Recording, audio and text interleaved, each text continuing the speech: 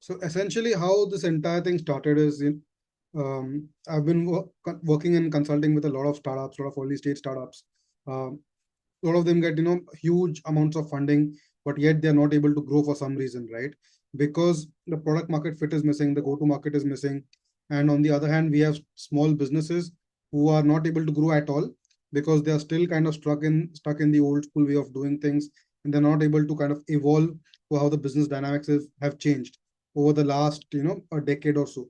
So that is what was the origination of the one page GTM strategy, which kind of led to how the entire thing started, right? Over a decade, I've worked with multiple large international companies. I'll be sharing those details, and that was what the origination was of how the entire GTM strategy came about. So let me start kind of sharing my screen. Can everybody see my screen? Yes, yes.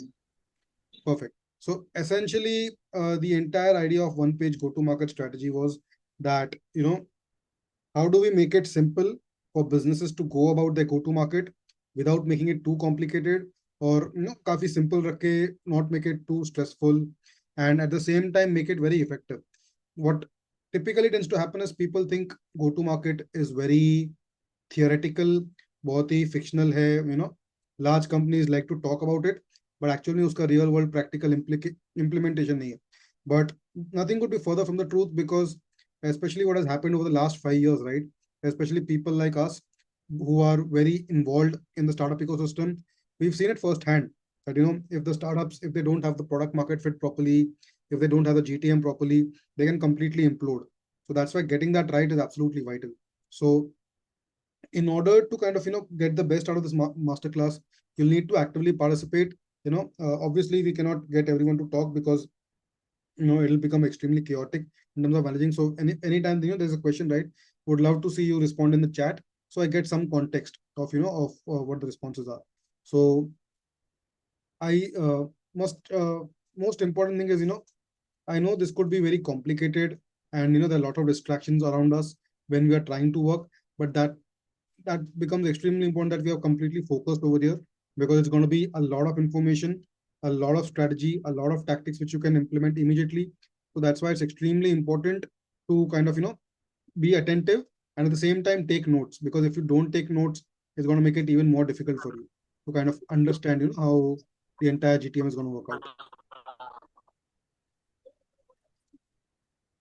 So imagine what your business would be like, right? After you learn the one-step go-to-market one-page go-to-market strategy and simplifying your business growth, and how would that make things better for you? So, how many of you guys agree with this, right? This is what a day in the life of a business owner looks like. When we were in corporate, it was like we were running on a hamster wheel. We would keep working and working and working, but we would be stuck in the same place, and we would get annual appraisals of 10%, 12%. If we are in a high growth company, maybe 15, 20%, but typically that's what the world used to be. And right now, as a startup founder, it feels like you're pushing a boulder up the mountain, and you're struggling to kind of grow your business, and there's just so many challenges to work with. You're struggling with that. So do you agree with this? Are you feeling that this is what your life is like right now? क्या आपको लग रहा है कि आपकी life इस तरह की है at the moment? Please let me know in the chat, please.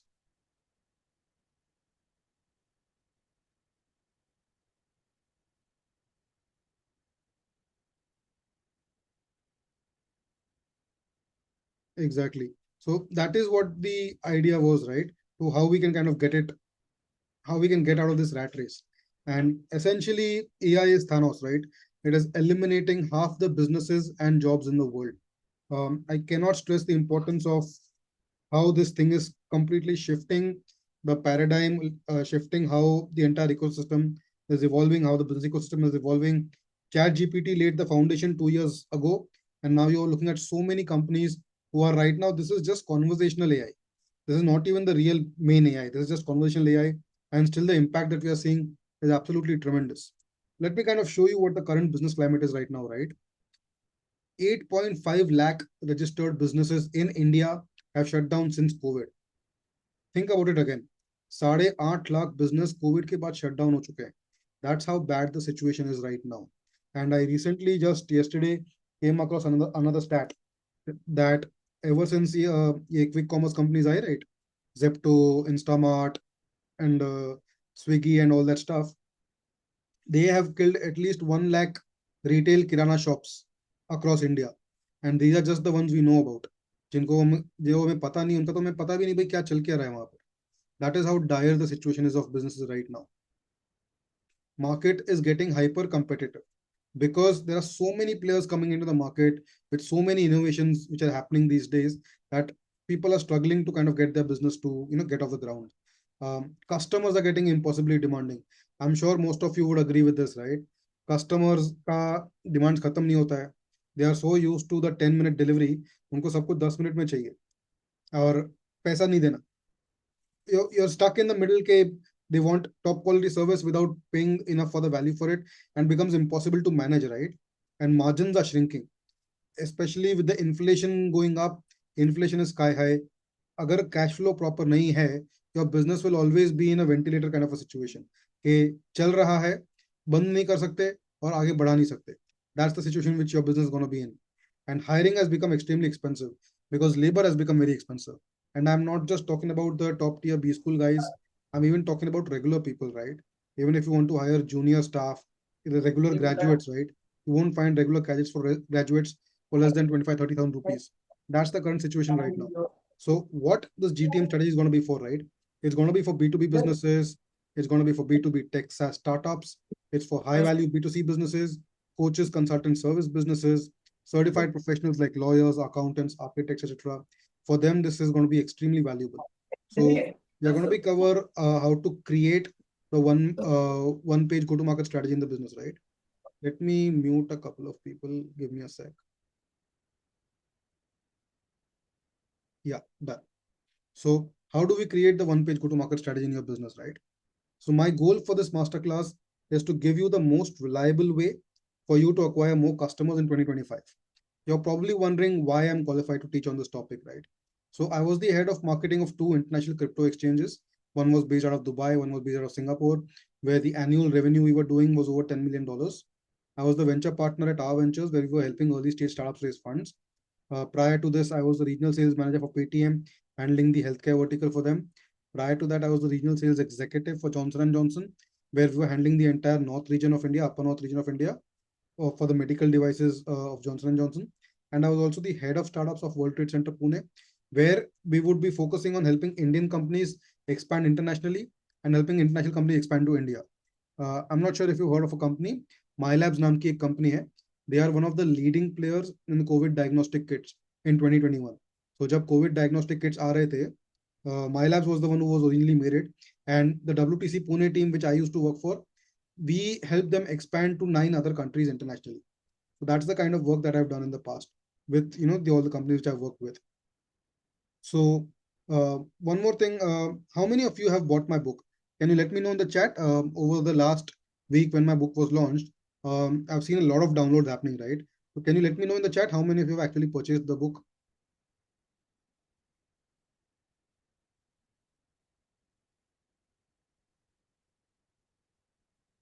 Can you let me know in the chat how many of you have put not yet? Not yet.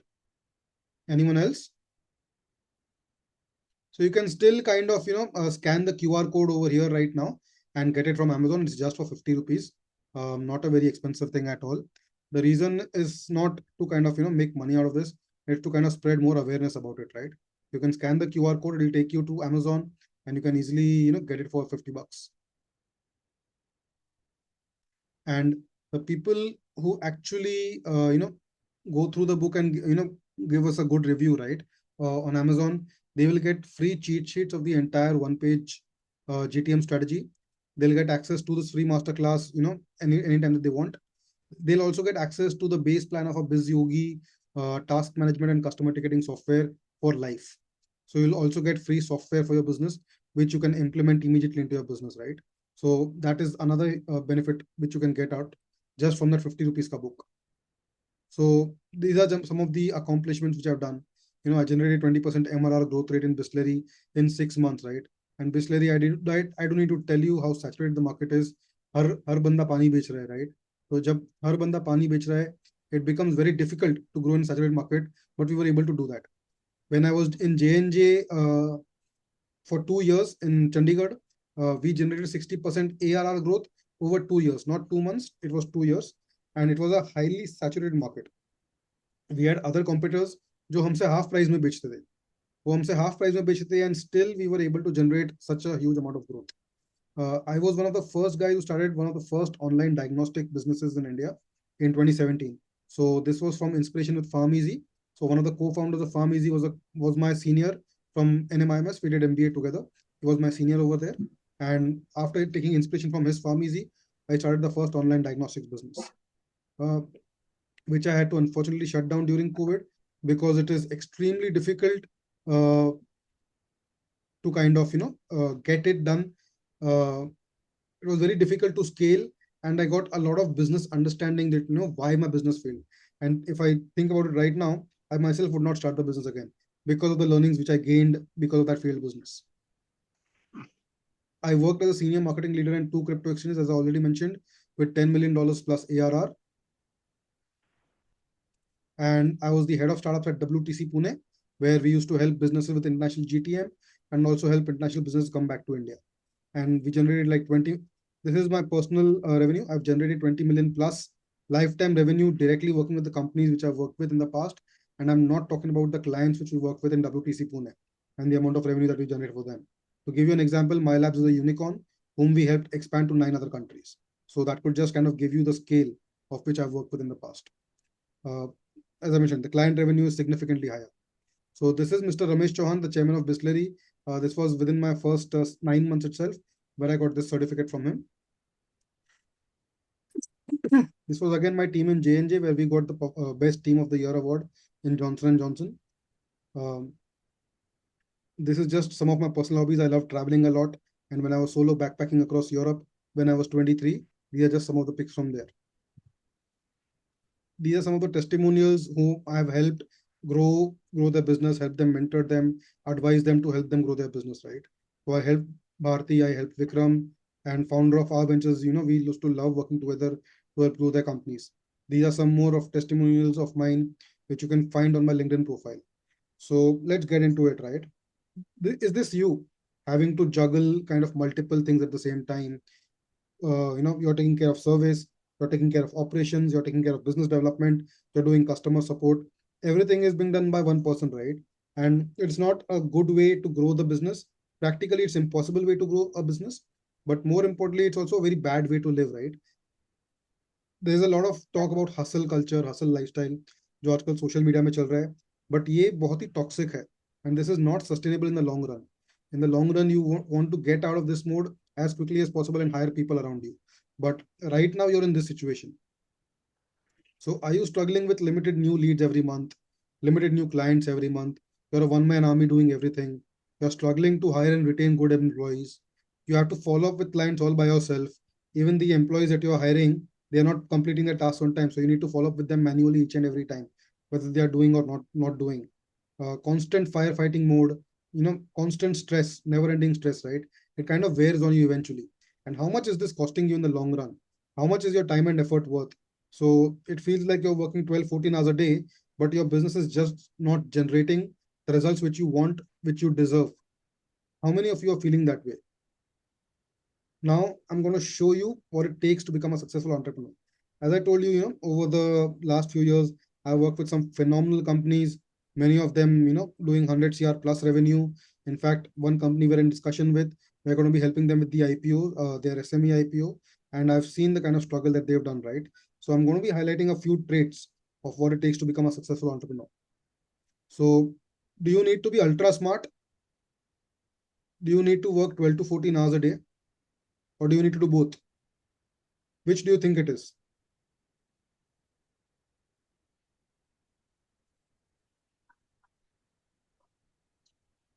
Can you let me know? Jayanti is saying none of the above. Anyone else? Both. Ultra smart. Anyone else, guys? Ultra smart. Surprisingly, that is not true. The most important reason to become successful is the one who creates the most value. I can personally tell you some of these founders which I've worked with, right? Many of them are brilliant, absolutely brilliant, no question about it. But there's nothing different between them and me. Personally, when I have a look at them, I see in the discussion that we have, right? There's not much difference in terms of, their intelligence levels and my intelligence levels, or some of the other top tier people which I know. The real difference is the amount of value which these guys are creating. So if you look at the impact which some of these companies have made, right? Most obvious one right now, which is the hottest industry right now, the quick commerce, Zepto. Adit is barely a 25-year-old kid. And look at the amount of value which he has created over the years, right? It is absolutely amazing. So that is what the focus needs to be on. How much value which you can create rather than, hustling 12 to 14 hours a day or being ultra smart, which is actually not in your control either. This I wanted to show you of an example, right? Sushil Kumar won the KBC contest. He won 5 CR from winning the KBC, and because of alcohol addiction, he became bankrupt. So this highlights that luck is also not good enough. Although to become a successful business, you need some amount of luck, but luck alone is not enough. Because if you're not ready for that, if you're not ready for the success which comes, you're just as likely to lose it as you got it. So this kind of highlights one more important thing over here, right? That to become a successful businessman, you need to have a millionaire mindset to become a real life millionaire. If you don't have that millionaire mindset, even if you get the money by a jackpot or a lucky draw or something, you won't be able to hold it for very long. So let me ask you a few questions about your business right now, right? Is the stock market right now growing faster than your business? The BSE Sensex, the NSE, it's growing at 15 to 20% on a yearly basis. Is your business growing 15-20% on a yearly basis right now? Do you want to be able to predict the future or create the future?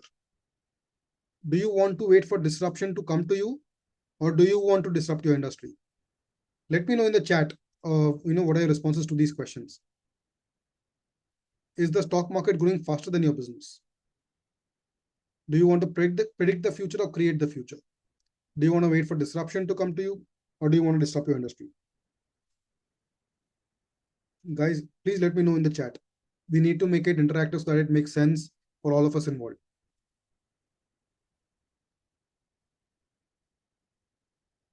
Create the future. Anyone else want to disrupt the market? Yes, stock market is going faster than my business. One, yes. Two, I want to create. Great. So that is the current situation, right? If you're feeling in this pinch right now,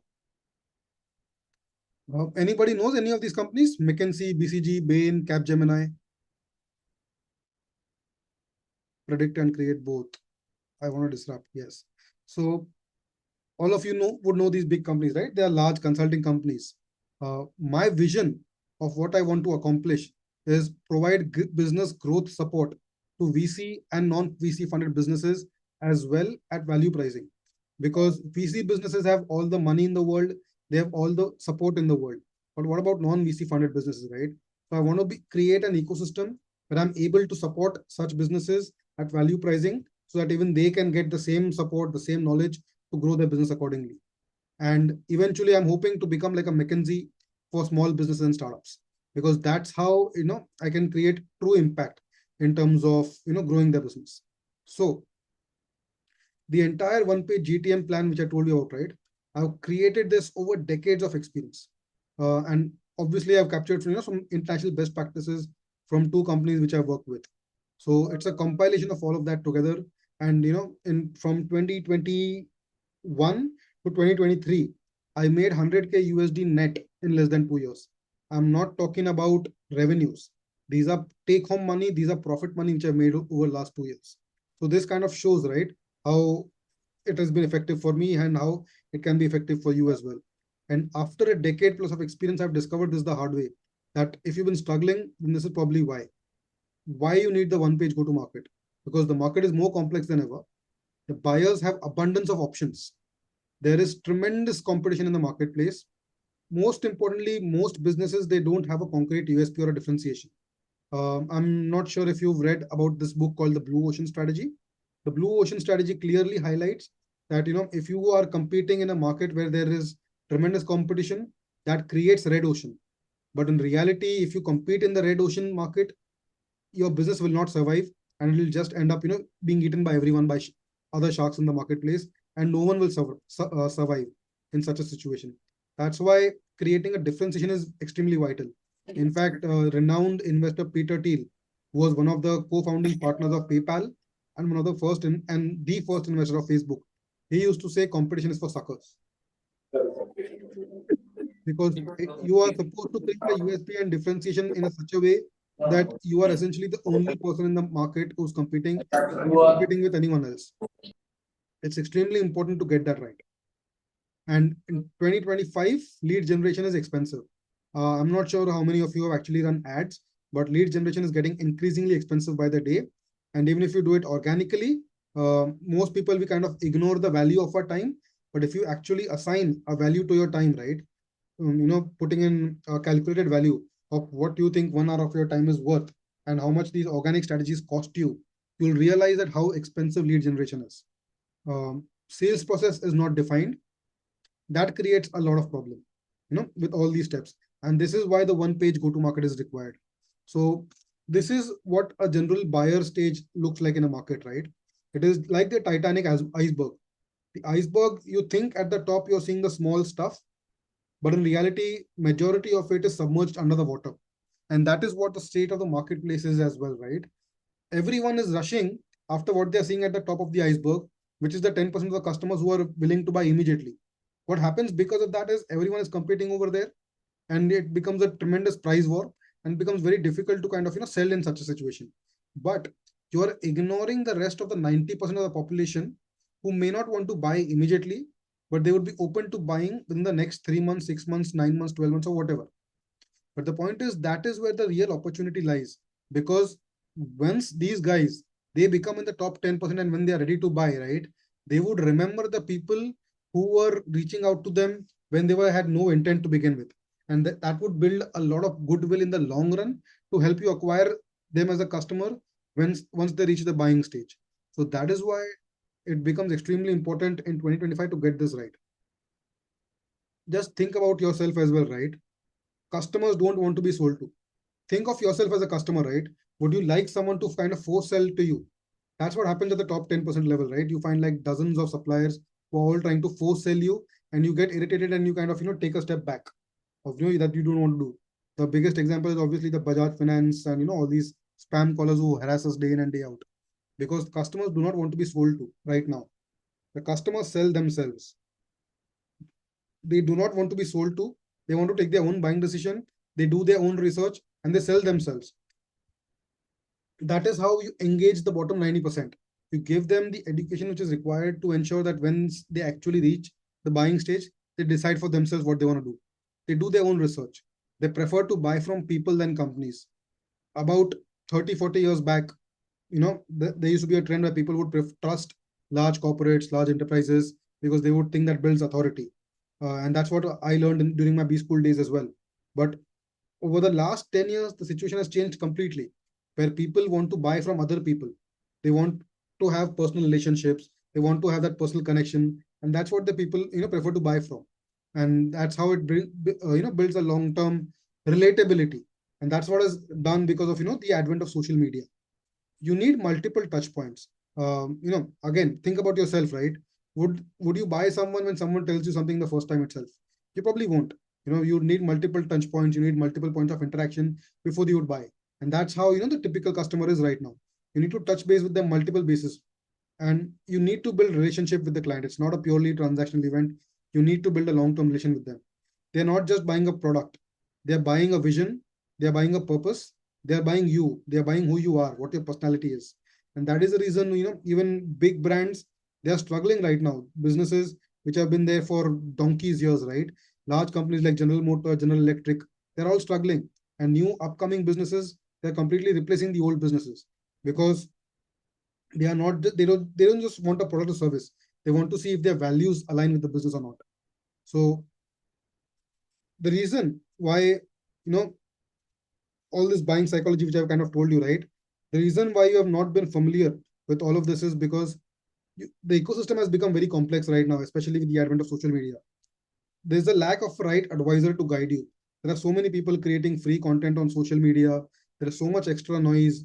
Most of them, they have unqualified, they don't have the kind of experience, they haven't worked in the real world, and they are just, creating theoretical content, selling stuff without actual experience over there. And because of that, they are creating confusing and contradicting information. So that is creating an extremely, complex situation for you to kind of understand what's going to work and what's not going to work for your business.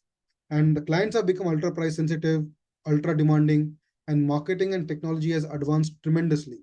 CRM was originally invented like 50, 60 years back, and there are still, I come across companies who don't apply CRM in the business, which should be an absolute disaster, for growing your business. And obviously, the economic conditions are tough. So traditionally, the hard way of how we've been doing in the past is we've been relying on word of mouth, which is extremely restrictive because you're limited to your existing clients only and your existing network. Beyond that, you cannot grow. But in reality, if you want to grow, you need to figure out a way of how you can convert people who you don't know, because that is 99% of the market, or probably even more.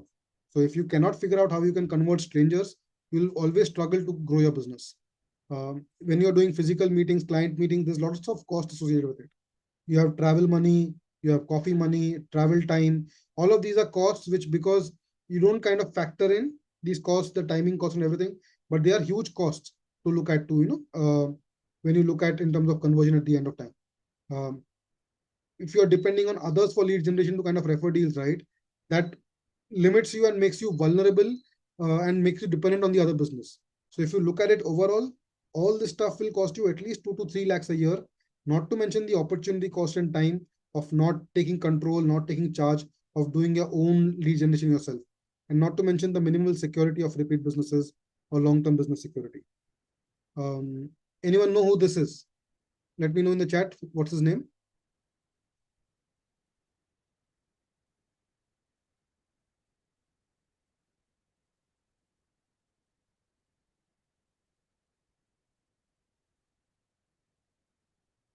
That's right, Manoj. This is Harsh Mariwala.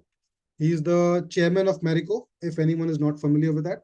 Marico is the parent company behind Parachute, behind Saffola, behind one of the most iconic brands. And surprisingly, he's actually from my own community. And we met at an event. This was almost like a decade back. But I still remember the things which he taught me, right? Which I'm going to be sharing with you today. The first thing which he told me was, you need to be willing to invest in your business. If you're not investing in the growth of your business won't grow. How do you do that? You invest by hiring the best employees, because then you can get more leverage and you can attract and you can make more money. I find so many business owners who are skeptical of hiring good quality employees because they feel it's too expensive, without thinking about, how much value that those top quality employees can generate for the business. Invest in hiring the best marketing for your business. So back in early 80s and early 90s, right, Harsh Mariwala would hire the top marketing agencies like Group M's, like O&M's, for doing marketing for his business, competing directly with the likes of the big players like HUL and ITC. HUL and ITC were the monsters, the Goliaths of the space, and he was the David, and he would invest in those big companies so that, he could stand on a toe-to-toe footing with them. Invest in good systems in your business. If Think about your business in a way of like a manufacturing setup, like an assembly line. The reason why manufacturing companies have grown in value over the last 200 years is they are systematized, they follow SOPs, they follow protocols, and it's very easily replicable. But in today's knowledge-based industries, sometimes it becomes difficult to replicate that product industry within a service-based industry. But there are definitely ways of how you can do that. You can systematize your process, you can create SOPs, you can create all the templates which are required to grow your business. You can create those right systems and ensure that your service-based business operates just like a manufacturing-based business. And that is going to help you, acquire the next level of growth. You need to invest 20% of your revenue in new product innovation. If you do not invest 20% of your revenue in new product innovation, eventually your business will die. I'm sure most of you know what has happened with BlackBerry, right? And even if you don't know what happened with BlackBerry, everyone knows what has happened with Nokia. Nokia refused to innovate. They stuck to their old ways. And today, no one knows what Nokia is anymore. You need to invest 20% of your revenue in sales and marketing. And this is a conservative number, believe me. If you are in the growth stage, this needs to be at least 30 to 40%. But on a conservative way, on a conservative, estimate, if you want to grow your business by 20 to 30% year on year, you need to be willing to invest at least 20% of your revenue in sales and marketing. Don't think transactional, think value creation. If you create value, you will be able to capture value as well. But if you don't create value and if you simply think transactional, you won't be able to grow. So this is the importance of a system, right? Do you want to be like a farmer doing everything manually, or do you want to create systems and automate processes which will help you skyrocket your growth, which is easily replicable processes, which can be, scalable very easily. There are multiple business systems involved in terms of growing your business, right?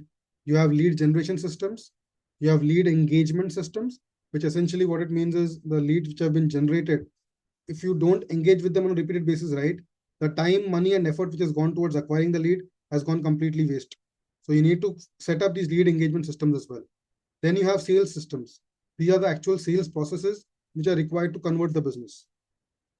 Then you have service delivery system to ensure that whatever the customer has paid for, you are executing that properly. Then you have a support system. You need to have an established customer support process to ensure that each and every customer support query which is there, it's being properly handled within the right time, and the customer is satisfied in the end. Otherwise, you see these people, commenting on LinkedIn, on Facebook, Instagram regarding the bad support experience that they've had. That is primarily because of lack of, good support systems. Then hiring and firing systems. You need to be able to hire good quality talent, retain good quality talent, and get rid of poor talent. It might seem across very cruel and very cold, but that's a reality, right? We are in the business of growing our business. We are not in the business of, charity. So having that right is absolutely vital, and getting the right financial systems in place as well. A lot of people don't understand, what the financial models are, what what the gross margins look like, what the financials of the business look like, where are they spending money. A lot of those things are missing out. So all these systems are absolutely vital in terms of getting your business, grow to the next level. The one page GTM is going to cover the first three: the lead generation, the lead engagement, and the sales systems. So, what are the traits of successful entrepreneurs, right? They understand that success doesn't come quick, easy, or cheap. They're willing to invest money, they're willing to invest effort, they're willing to invest time to ensure that they get the right results. I've worked with a couple of businesses, we've helped them raise Series B funding, which is one company we helped them raise 50 CR, one company we helped them raise 70 CR, right? And when we speak to those founders, we clearly see the mindset. Even though they are not ultra smart, right? They are not like Albert Einstein or like that genius IQ level. But what differentiates them is their mindset. They are willing to do whatever it takes to grow their business. They are extremely quick on their feet. They understand the amount of effort is going to be required, and that is where the difference lies. It's not about ultra hard work or ultra smart. It is these things which are really make a difference. They understand that it's not a get rich quick scheme. They are willing to put the time and effort which is required. They are willing to do whatever it takes. They always start with offering value first, kind of similar to the low price book which I've launched, this masterclass, this free masterclass which I'm doing. They always begin with value first because they know that if they give enough value, they'll obviously be able to capture enough value at the end of it as well. They are very quick on their feet in terms of thinking, what they want to do. They invest in upgrading themselves. Upgrading themselves, it's not about just upgrading themselves in terms of IQ, but upgrading themselves in terms of the other software elements of managing a business, like decision making, etc. They understand that you need to be willing to put in MET to upgrade yourself and succeed, which is money, effort, and time. So, do you have what it takes to become a successful entrepreneur? So, let me know in the chat. Do you think that you are ready? Do you have what it takes to become a successful entrepreneur? Do you want to become a successful entrepreneur?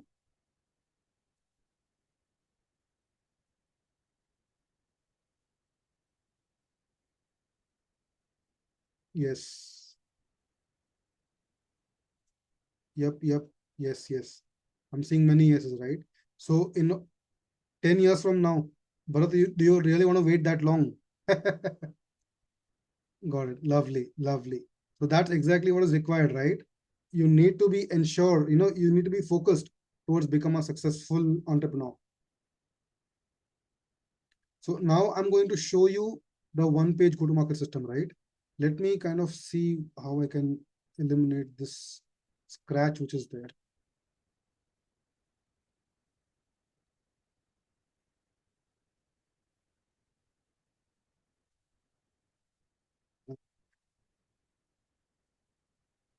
How did this scratch come about over here? Uh, Never mind, let's go ahead. So the one-page marketing system is going to cover the complete marketing funnel, which you're going to need to grow your business, right? There are essentially three secrets of the go-to-market strategy. First is business fundamentals. You need to invest in fuel. If you're investing in fuel without the right maintenance of the car, it's a tremendous waste of money, effort, and time. The business fundamentals is the product, it's the car. If the car is not right, everything else that you do is going to be completely meaningless. That's why getting that right is absolutely vital in terms of ensuring that you grow further in the next level. The problem is most business owners, they typically tend to focus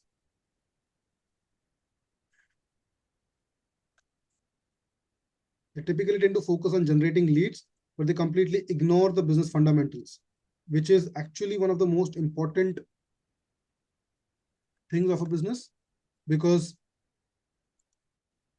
if you don't have the business fundamentals right, and all you focus is on generating leads and trying to close them, it is like not having a proper car. It's like having a bullock cart and trying to push it, and you're just kind of forcing through, expending a lot of effort in terms of getting the results. But if you fix that, then you won't have a problem. If you can convert that bullock cart into a brand new car, a brand new Jaguar, then it will be significantly faster, right? So getting the business fundamentals right is absolutely important. That's why large companies know the importance of this. They have huge marketing teams for this. They hire 5 people, 10 people for a single product to ensure that they take care of the business fundamentals. Because if the business fundamentals are not right, then everything else they do is meaningless, and they understand the importance of this. That is why they are willing to put that kind of effort and which is required for this. The next point is the sales journey, right? What does the journey of a cold lead look like before it becomes your customer? And what's the conversion mechanism? Now, everyone, majority businesses which I come across, they're trying to close the customer on the first call itself. But as you yourself imagine in your shoes, right? If you yourself are a customer, what are your chances of becoming a customer within the first call itself? You probably won't, right? There's an entire established journey which goes through in terms of converting the customer from the top of the funnel to the middle of the funnel to the bottom of the funnel where they actually become a customer. So is the sales journey mapped out? You even know what that looks like? Have you put in some structures in place to ensure that that is properly mapped out? That is absolutely vital. And in the end, that is demand generation, right? How do you generate hundreds or even thousands of leads every month? That is the final part of it, right? The first two steps are more about building the car, getting the car right. Final demand generation is the fuel. So you can't have one step without the other. You need to have all three so that you start moving forward. And without the fuel, the first two is not going to achieve any result whatsoever. So let's dive into it. This is what the entire one-page GTM strategy looks like, right? The fundamentals, this marketing assets, which is the sales journey, and the traffic and distribution, which is the distribution partners, which I told about, the demand generation part. So the fundamentals is broken down into three further parts. The sales journey is broken down into three further parts, and same goes for the demand generation. So let's get into it. How do you get your business fundamentals right? The first part, right? What we typically used to do, what every business used to do is, they would say everyone is my customer. Especially this would happen with large scale B2C businesses, like something like a consumer brand, like a bakery, or if you have something like a suiting or a shirting company, they would say everyone is their customer, right? But that's not exactly the right way to think about it. There is no differentiated messaging involved. There is no differentiated offering. It's all very cookie cutter. It's very standard. It's very boring. It's very bland. So because of that, what happens is you struggle to get leads which are interested in your offer, because literally your service, your offering is very commoditized, and there's nothing different which you can offer, which another neighborhood provider cannot offer. So how do you differentiate yourself? That becomes extremely important. And that's exactly what we should not do. So now we have a new way, a better way to kind of create the core fundamental of a business. So the first step for that is identifying the target ICP. ICP refers to ideal customer persona. You need to have the ideal customer profile whom you want to sell to, very narrowly defined, and you position your offer in a way which is suitable to them. You need to understand, which industry do you sell to. These four major decision factors, you need to get this right to identify the exact precise ICP. You need to understand the persona of whom do you sell to. Then you look at the competition, do a lot of market research, figure out what the other solutions in the market are doing, whom they are catering to, whom they are selling to, what messaging are they using, how are they structuring their product, how are they structuring their offering. All of this goes deep into the ICP research. And how do they make their decisions? Each and every decision making decision making strategy is different, right? What is the decision making process? Once you identify a narrow ICP, right, you'll figure out that this thing can be very easily defined and you can target that very well. And then once you ensure that your messaging is right, these guys will convert very easily, and you'll notice that you're getting customers way too fast than you can handle if you notice the target ICP right. That is why it's extremely important. Let me kind of I'll be sharing a case study in the future where I'm going to be explaining this further, but let me illustrate this you with another example, right? If Let me ask you a question. If you have an option of setting up like a sandwich stall or a burger stall for your business, right? What would be that one unfair advantage which you would need for your business so that you ensure you make the most money? Can you let me know in the chat? What would be that one unfair advantage you would look for to set up your sandwich or burger stall?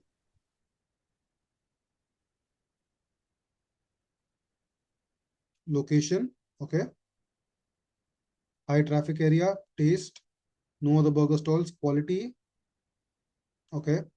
These are good points, but one of the biggest point, price, okay, affordability, okay. These are all good points. Sauce, okay. Viva sauce, definitely we make a huge difference. Affordable, got it. So a lot of these points are good points, but these are still not the ultimate point of which would make the biggest difference maker. The biggest difference maker would be, are the customers actually hungry for the product? Are they starving for the product? That is the biggest difference maker. So everyone knows Daljit Dosanjh has been doing concerts across India, right? What has been the number one complaint during those concerts? That the food and the soft drinks, they ran out. The people who had stalls within those concerts, who came over there, they completely ran out of everything that they bought. So that is a clear example of a starving audience where people wants that product. There's a huge demand and they're willing to significantly overpay for it. That is the importance of identifying the target ICP. The ICP in this case being people who are going to the stadiums to watch concerts. And if you're going over there, doesn't matter, you bring how much inventory, the demand is so huge that eventually it will sell no matter what. And that's what happens in IPLs as well. Even in IPLs, getting this right is absolutely vital. That you need to cater to a starving audience to ensure that they are willing to buy from you. So that was the ICP part, right? The next part is the unicorn message mastery. Why this is important? Once you narrow down your ICP, right, your ICP will have a specific language patterns which they use. And that is the advantage of the unicorn message mastery. Once you understand that language pattern of a specific ICP, you can incorporate that in all the messaging which you are doing for your product. And once you use that messaging in front of that ICP, converting them would become so easy, it'll seem like a joke. So that is why getting that right is absolutely vital, getting the unicorn message right. So how do you go about crafting a solid unicorn message, right? First step is obviously the general business proposition, getting a clarity on that, what the USP is, but more importantly, what the UVP is. UVP is unique value proposition. What is it? What's the unique value which you're offering, which no one else is offering? So getting that right is very important. Then you convert that into a short elevator pitch. of 5 to 8 words at most, which kind of explains what the business is about. Once you do that, and once you kind of share to your target ICP, you know, it will kind of trigger light bulbs in their mind. They would want to know more about, what exactly you're doing. So once you do that short elevator pitch, they will ask you, to explain them more about what you do. Then you switch to the one paragraph elevator pitch, which is slightly longer, 3, 4 lines, 30-second quick description about your business. Again, the idea is to create intrigue into the minds of the customer and get all the alarm bells in their mind ringing. Once the alarm bells in the mind ringing, right, the customer, the ICP which you've identified, will be so vulnerable to kind of purchase from you because you're literally ticking all the buttons in their mind. And then in the end, create a problem solution matrix where you kind of explain them that what is the value of the solution that you have, compared to the problem which they have, and how much differentiated value which they would get by taking your solution rather than trying to fix it themselves. That transition would really help in converting the customer. The next step is creating a unicorn offer. Now, what exactly is a unicorn offer, right? This is the combined package which a person buys when they buy or sell a service, right? And this is the biggest difference maker. This is where you differentiate your product from just another commodity in the market and create that something which is truly unique, truly different, which no other, comparison which is there. So how do you go about doing that? So essentially, how do you go about doing that is, there are multiple ways of how you can create a differentiated offer for your business. It could be either in the form of packaging. How are you packaging your solution? It could be how are you pricing and presenting it? It could be what niche are you working for? It could also be how you want to serve them. These are the four different major factors which helps you craft that unicorn offer, targeting that specific ICP with the unicorn message. And getting that right is going to be the biggest difference maker. Most startups talk about the product market fit, right? This is what that is. The unicorn offer is the biggest, biggest, what we call, biggest proof of the product market fit. If you can get this offer right, that means you've achieved product market fit. As simple as that. To give you an example of what this would look like, right? Think about it. When you're buying a car, are you just buying a car?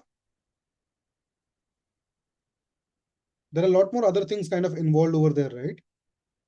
Are you just buying a car? Can you let me know in the chat, please? That when you buy a car, what else are you buying?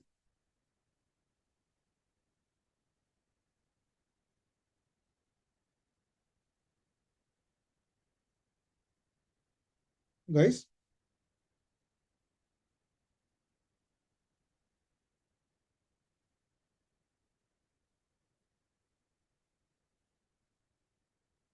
has no one ever bought a car before?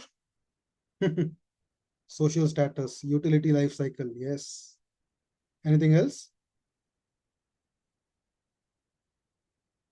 Comfort, yes. Mileage, yes. Showing off to relatives, 100%. So you see, that is what the offer is about. The offer is not just a product. It is all the other elements which are created around the product. Color scheme, accessories, exactly. Insurance, exactly. One more important point is availability of spare parts, creating memories. Availability of spare parts, that is the only reason why Maruti cars are selling right now. Literally the only reason why Maruti cars are selling, because their spare parts are available across lakhs of dealers across India. Otherwise, their cars are practically shit. Maruti cars aren't very good, and yet they are selling because they are so easy to get, and their spare parts are so easily available that doesn't matter which area you're from. If you're caught in a secluded place, you'll still be getting the spare parts, and very cheap as well. Exactly. So that is what the car is all about, right? You talked about status, you talked about comfort, you talk about utility value, you talk about spare parts. All this stuff put together creates the offer. So just like that, right? If you're in, say, a bakery business or a cake business, right? You're not just selling a product which is a cake. You're selling them experiences. You're selling them, what the entire family feels when you're buying the cake. You're selling, you're offering memories. It is a lot more than just a simple cake. That is what an offer is about. How do you compile everything together? How do you package everything together when you're trying to sell? And if you get that offer right, then your business will become unstoppable. A lot of people have these kind of limited beliefs in their head, right? That all this stuff which I mentioned, right? This is only for large companies. They have large marketing teams. They have the budget to spend for it. What would small businesses, startups like us do? How would it's not applicable to us? But in today's day and age, it is all the more applicable to smaller businesses and startups, because with so many large companies coming on right now, as a small business, if you want to survive, if you don't get these basics right, you're bound for extinction. As simple as that. If you don't upgrade yourself, if you don't improve yourself, if you don't add these factors properly, right, you won't survive the constant onslaught. I already told you, right? 8.5 lakh businesses have closed down just since COVID. Over 1 lakh kirana stores have shut down because of the quick commerce boom. So unless you start thinking along these lines, your business is going to be in serious trouble. And believe it or not, the startups which are doing well right now, they they are the only reason they are doing well is because they've got the fundamentals right. If the fundamentals are not right, they would be struggling. And that is what we as VCs also look for before we are investing, right? When we invest in a business, what do we look for? The core fundamentals. Are they targeting a big enough market? Do they have the right enough differentiation? Do they have big enough opportunity? Is the team solid enough? We are looking for fundamentals. And if you're ignoring fundamentals, you're ignoring it at your own peril. Getting the fundamentals right is the first thing which we look at when we are evaluating a business as a VC, whether we want to invest or not. That is why it's extremely important to focus on the fundamentals. This is just, a lot of people would think this is just in marketing books. It's not practical, but I've already showed you, the importance of this. How practical it is, how useful it is, and all the large companies are already doing this. They have huge marketing teams doing this, and all the startups which you see today, right now, they have also done this. That is the reason they became big. If they would not have done this, they would have never become big in the first place. Look at Zepto. Everyone used to make fun of Zepto. Who would care about 10-minute delivery, 30-minute delivery 3 years back? And today, everyone is so dependent on it that it's now become the gold standard. That anything more than that is now, like a company wouldn't even make sense if you're taking more than 30 minutes to deliver. So one more thing, a lot of people think, no one uses it. It's just for show, in for corporate presentations. That's 100% not the case.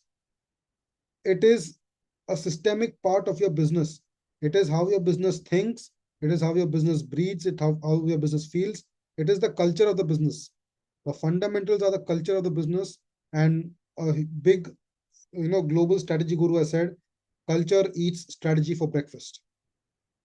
I'll repeat that again. Culture eats strategy for breakfast. That is, getting these fundamentals right will set the culture of your business. It will set the tone for your business. So you cannot ignore it. A lot of some people might say it won't help your business. It's completely wrong. It will 100% help your business, because that's what the differentiator is. And if you think everyone is your customer, you need to change that and make it as narrow as possible so that you can target this, very precisely. I'll give you some examples of how we did that, right? So Shankar, he originally reached out to me for helping him with the fundraise, right? He runs a B2B SaaS company, and he has 2 decades plus of experience in the software industry which he was working for. And he reached out to me for helping him with the fundraise. So I originally told him that, he doesn't need to fundraise. He only needs to focus on the fundamentals, grow the business organically without raising funds.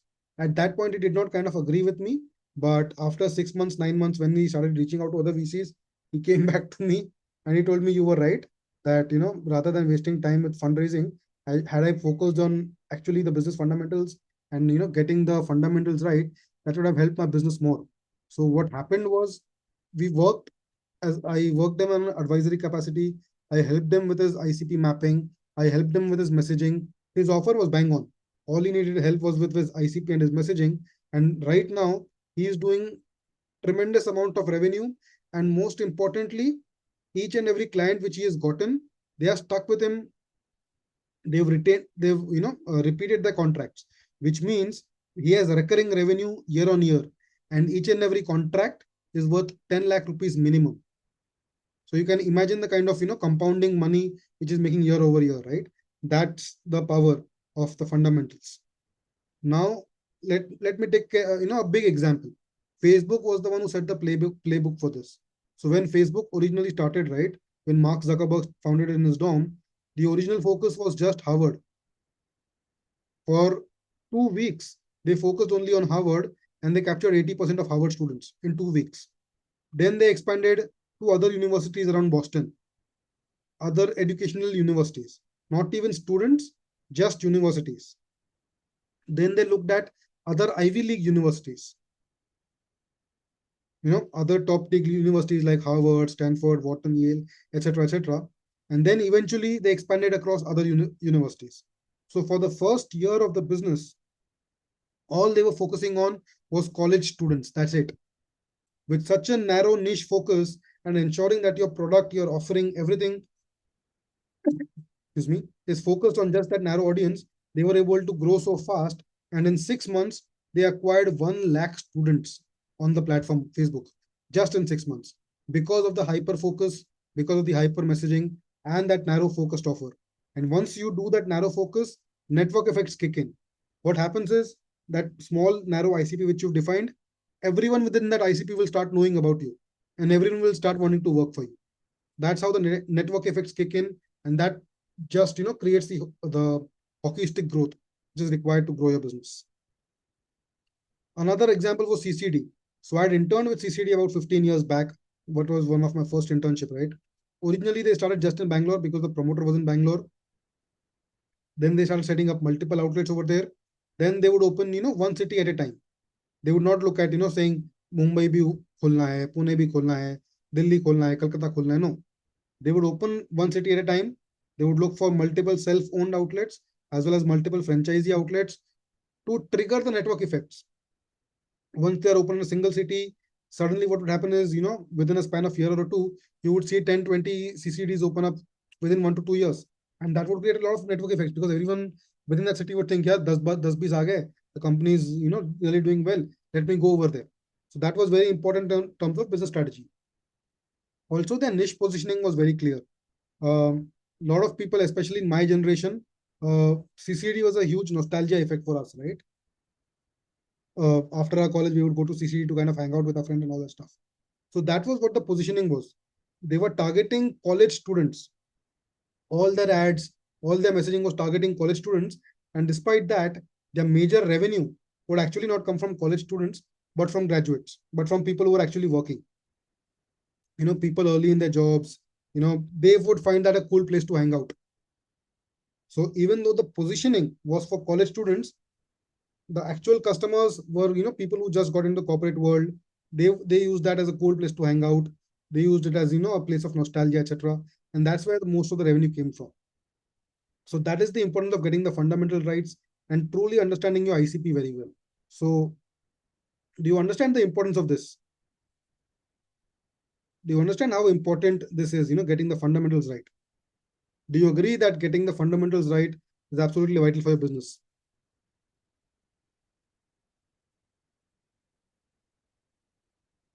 Vaibhav is asking a question, will this apply to deep tech hardware? I'll cover this at the end of the session. Now, once everything is covered, I'll cover this in the end, okay? Yes. Anyone else having this question? Anyone else think that, that having the fundamentals right is going to absolutely help your business? I've gotten a few yeses. Anyone else? Yes, exactly. So this is the first part. Now let's look at section 2, the second part, right? How do you set up your sales journey to guide your customers in the buying process? What we currently do, we do not have an easy quick win offer. We typically try to sell them the biggest thing that we can to ensure that we make the most money, because we don't have like a follow-up system in place where we can follow up with them later and make money later. We are thinking of maximizing the revenue opportunity for us. We There is no sales script that we follow. There is no sales process that we follow. We just try to wing it, create an improvised sales conversation. That's how we typically do it. We don't do any customer follow-ups. We don't do any automations. We don't do any simplification. We are just trying to kind of do it everything impromptu. And without the lack of system, obviously your business cannot grow. There is no demonstration of authority. It's just transactional, no value, no authority, nothing is there. That's how typically we try to sell our business, right? Obviously not the right way to go about it. The new way, the better way is the sales journey. The first step is to create the tripwire offer. This is what we call in marketing jargon, this is the hook to kind of attract attention of the cold audiences. Earlier I had mentioned this point, right? That if you want to target, if you want to grow your business, right, you cannot just depend on word of mouth and referrals, because that is less than 1% of the market. The actual money lies with the 99% of the market outside. How do you attract the 99% who don't know you? You attract them with the help of this tripwire offer. Now, what do you mean by a tripwire offer? A tripwire offer is just like what the name suggests. It's like a tripwire. A tripwire is like a short circuit, that when you present this offer before the cold customer, it is like such a no-brainer that, yes, I want to take this. I want to do this right away. I don't want to waste my time thinking about this. It is a very low cost, high impact, high value kind of a solution which you offer to the customer, which makes it like an instant yes without them having to think about it. That is what a tripwire offer is all about. How do you go about creating a tripwire offer into your business? I'll come into the examples and case studies later. But how do you go about creating a tripwire offer, right? There are multiple ways. One is obviously focusing at the packaging. How are you packaging your solution? Another is how are you pricing it? How are you presenting it? What niche are you working for? Is there anyone else working in the same niche or not? And how are you serving them? What does the service model look like? What does the delivery model look like?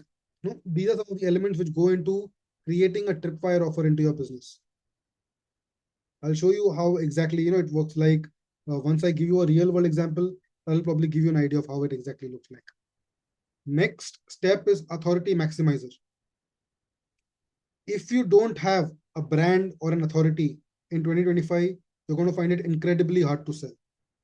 The most obvious example of that is the social media influencers, right? They have hundreds of thousands and maybe even millions of followers. Most of them, they don't have the domain expertise within a specific area. They haven't worked 5, 10 years in an industry. They don't have that domain expertise. And yet these guys are able to sell millions of dollars and in some cases even tens of millions of dollars of product. Why? Because of brand and authority. In today's day and age, it has become a completely no-brainer to focus on authority. If you don't do that, you're always going to struggle in terms of growing your business. So how do you go about creating your authority, right? These are the 8 major steps which you use to grow about, building your authority. One is the attention video sales letter. This comes on your first landing page where you're trying to grab the attention of the customer. You create an attention-based video sales letter, kind of draw the attention of the customer in, and kind of explaining your value proposition. It works tremendously well for consulting, coaching, training, software, demo type businesses. Having that initial video sales letter, it works absolutely phenomenally for such industries. Next is case studies and testimonials. This is universal. It works for each and every business under the God green earth. But yet, most people don't utilize it to its full extent. They don't structure it properly. They don't capture these properly. They don't communicate to the new cold audience properly.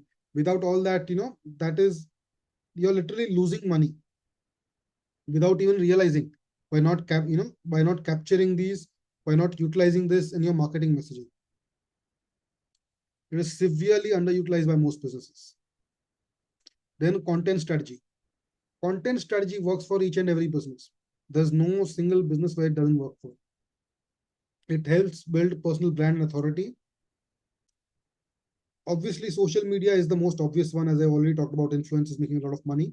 But in addition to that, there are a lot of mainstream publications as well, like newspapers, like TVs, TV news channels, those kind of mainstream publications. If you get opportunity to present over there, those are great opportunities. Kind of demonstrate your experience. Also publishing research articles, knowledge based articles where you demonstrate your expertise, your authority. These go a long way in terms of going that. Next is CRM and marketing automation. As I mentioned earlier, right? CRMs have been there for over 50 years, and yet majority of businesses in India don't even use it properly. This is the core lifeblood of your marketing.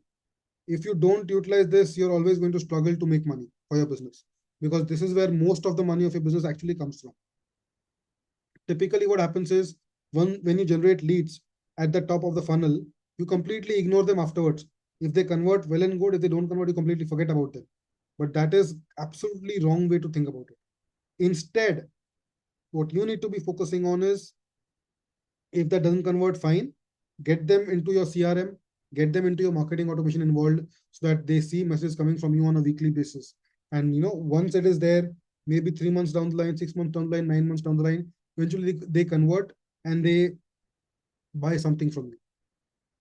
That way, what has happened is the money which you've invested in acquiring the lead, the effort and time which you spent to acquire the lead has not gone to waste, and you've recovered that.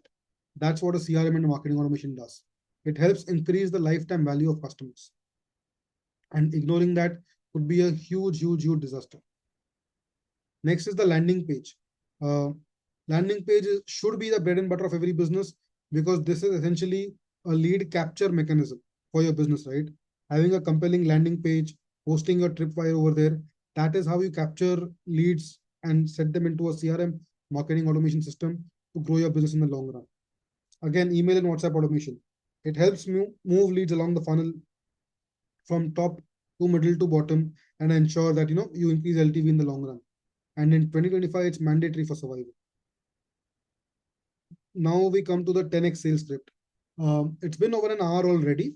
I just wanted to check, do you guys want me to continue, or should we take a temporary 2-minute break and join back after 2 minutes?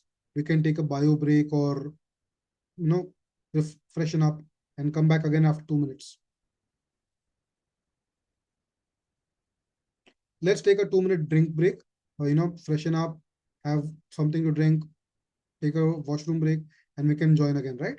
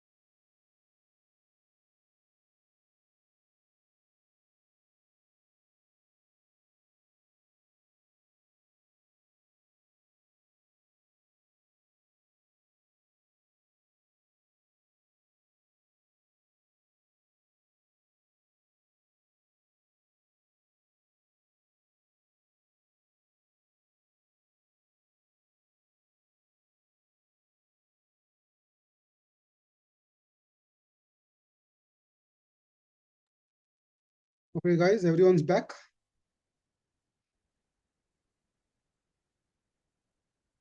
Guys, yes, yes. Okay, great, great. Let's start again.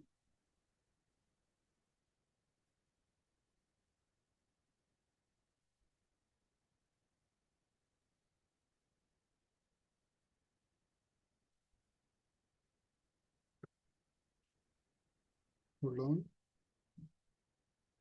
Yeah. So the next part is the 10x sales script, right?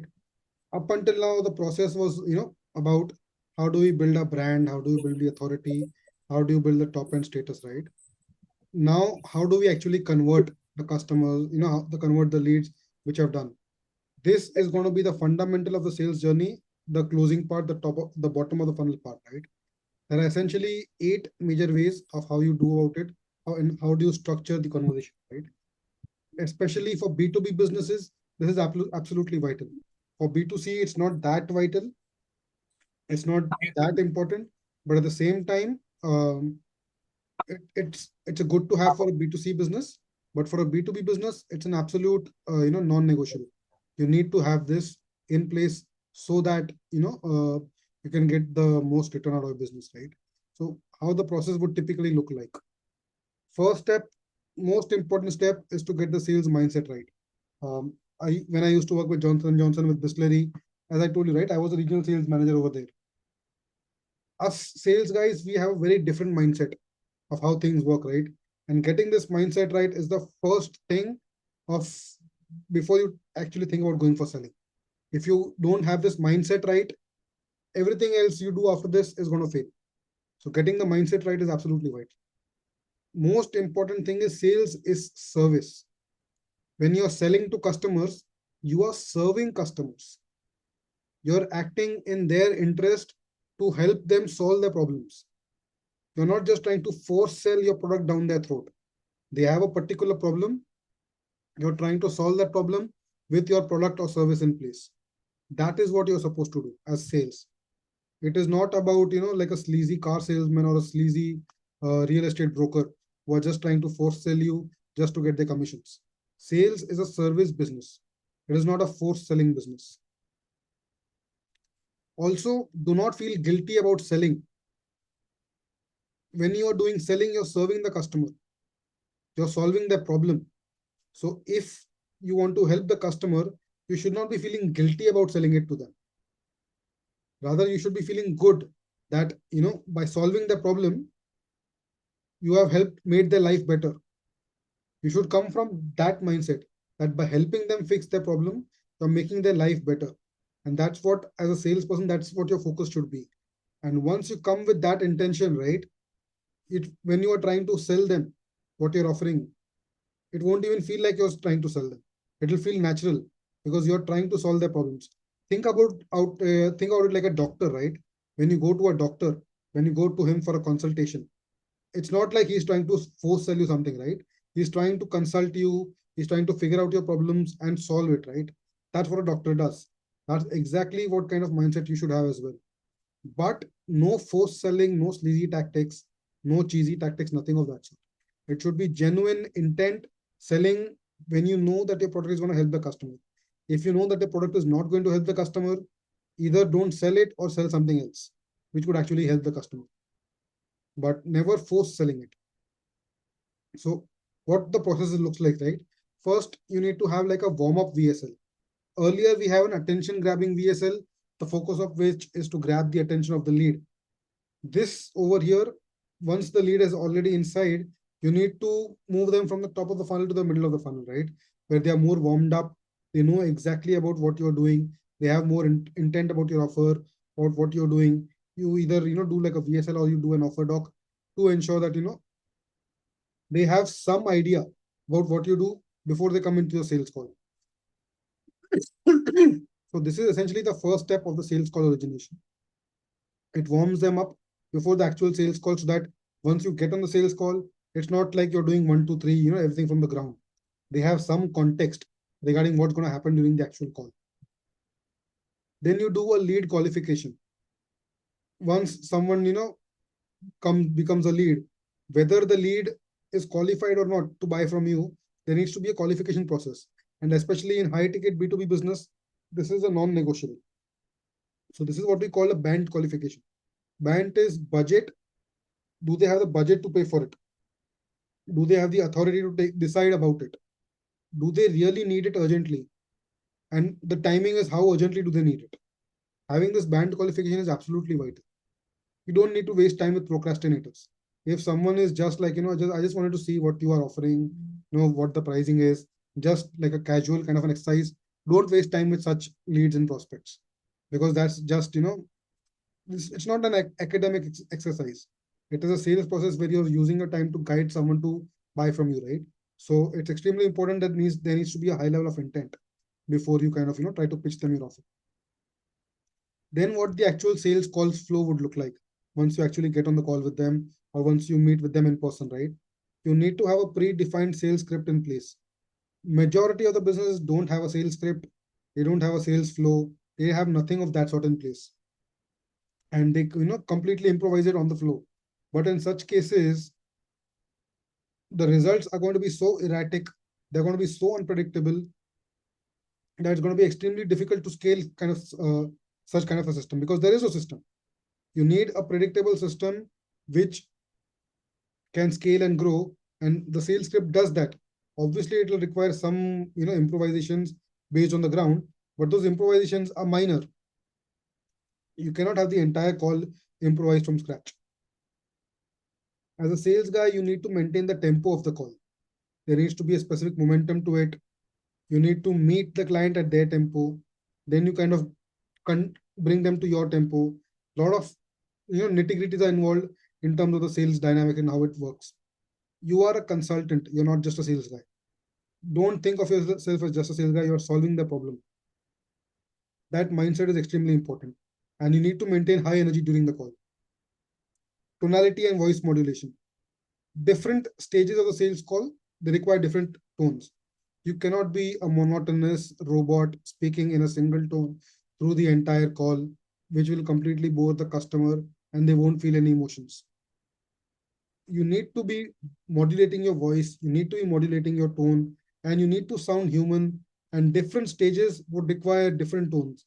And sometimes you need to be slightly dominating, and sometimes you need to become slightly empathetic. In some cases, you need to become slightly concerned. You need to understand what the different tones are required when you're, in an actual sales call. It's a it's a choreography where the sales script is there, the process there, tonality is there, all of that is pre-established, but it requires improvisation on the ground. Majority of the communication is in tonality. The words that you speak, that is just 10-20% of the communication. Majority 80-90% of the communication is to tonality. So getting the tonality right, that is absolutely vital in terms of trying to close that. Let me talk about the case studies which I told you about, right? How we did it at our ventures. In our ventures, the most important thing for us, which we would focus on, would be the first tripwire. We had a very phenomenal tripwire in which startups would literally line up to pitch to us for helping raise funds for them. We had an absolutely phenomenal way with the which we structured it to ensure that people would come to us, and then we would post a lot of content across social media, which would take care of our authority and brand building. And that is how we had a tremendous flow of leads incoming, and we never fell short of leads to kind of work with for the fundraising part. And that's what the focus was at our ventures. This is my colleague again at Paytm, right? Currently he's the AVP. Back then we were both managers, now he's AVP, and you can see what we've discussed. When we were at Paytm, he would not like to use the CRM that we had over there. We used to use an enterprise software called Salesforce. Salesforce is a phenomenal software and a very expensive one as well, where each and every seat costs like tens of thousands of rupees on a yearly basis. And for a company like Paytm, which has like what 5,000 employees, we would actually spend crores of rupees behind getting that CRM. And a lot of people like him would not use that. But once I demonstrated the benefits of the CRM, how the automation worked, how the entire software worked, he was completely sold. And look at this, look at how he's been promoted across the years. And that is what the importance of the marketing automation part is. Because marketing automation builds long-term authority and brand in the mind of the customer. How many of you remember this? Domino's 30 minutes for free. How many of you guys remember this?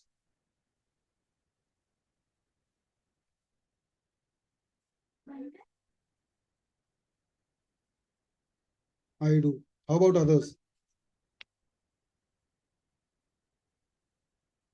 So this was one of the huge classic examples of tripwires, especially for us people who grew up in the 90s, right? This was the biggest, the most classic example of what a tripwire offer looks like. It is a simple short circuit in the mind. Your pizza will come to your home within 30 minutes of free. It literally hijacked the business, it hijacked the minds of the customers, and people started ordering Domino's like crazy. Quite misused as well in college. I myself as well. We all would do that, right? We would simply order the pizza, hoping that it would come on the 35th minute and we would get it for free, right? How many of us did that? That we would order it. We didn't actually need it. We didn't actually want to eat it immediately. We just wanted it to be come at 35 minutes so that we could get the pizza for free. That is how a tripwire offer is supposed to be, right? It trips your mind and you want to order it instantly. That's what it does. And this was the first example of that. This is what made Domino's in India. Prior to this, they had literally zero traction. Indian customers did not understand the product. They did not like so much cheese. What is this cheese? They would say they did not like it at all. It was this tripwire campaign which made Domino's the largest pizza player in India. And now pizza has become, one of the staple foods of India. All because of this tripwire offer. That is how powerful this was. Let me give you another example, another case study. Everyone knows this, of course, right? Zepto. We all use this on a daily basis. When it first came along 3 years ago, everyone was thinking, what nonsense is this? Why do we need grocery in 10 minutes? Everyone thought it was ridiculous. And yet today, after 3 years, we are all so dependent on Zepto that without this, you would actually wonder what our lives would be like. That is the power of a solid tripwire. And that 10-minute delivery, it is a the power of this offer, the power of this tripwire is so strong that today this company is valued at $5 billion. That's the power of a good tripwire and what it looks like. Imagine if you can implement something like this in your business, how valuable that would be like. I would like to give one more example. A lot of you may not know this right now. It's a very unique kind of a case study. There was a large jewelry brand. They spent hundreds of crores in marketing, but they were not able to get it off the ground. People just would not buy. They would go to their trusted neighborhood jewelry store and they would buy from there all their gold and diamond jewelry. They did not want to trust with such a high value purchase to a new upcoming brand, even though it was from an established, large Indian conglomerate. So what happened was they were trying to push it, no one was responding. So they came up with a hook, and that changed the industry forever. The hook they came up with was bring us your old jewelry. We'll tell you how authentic that jewelry is, and in exchange, we'll give you new jewelry.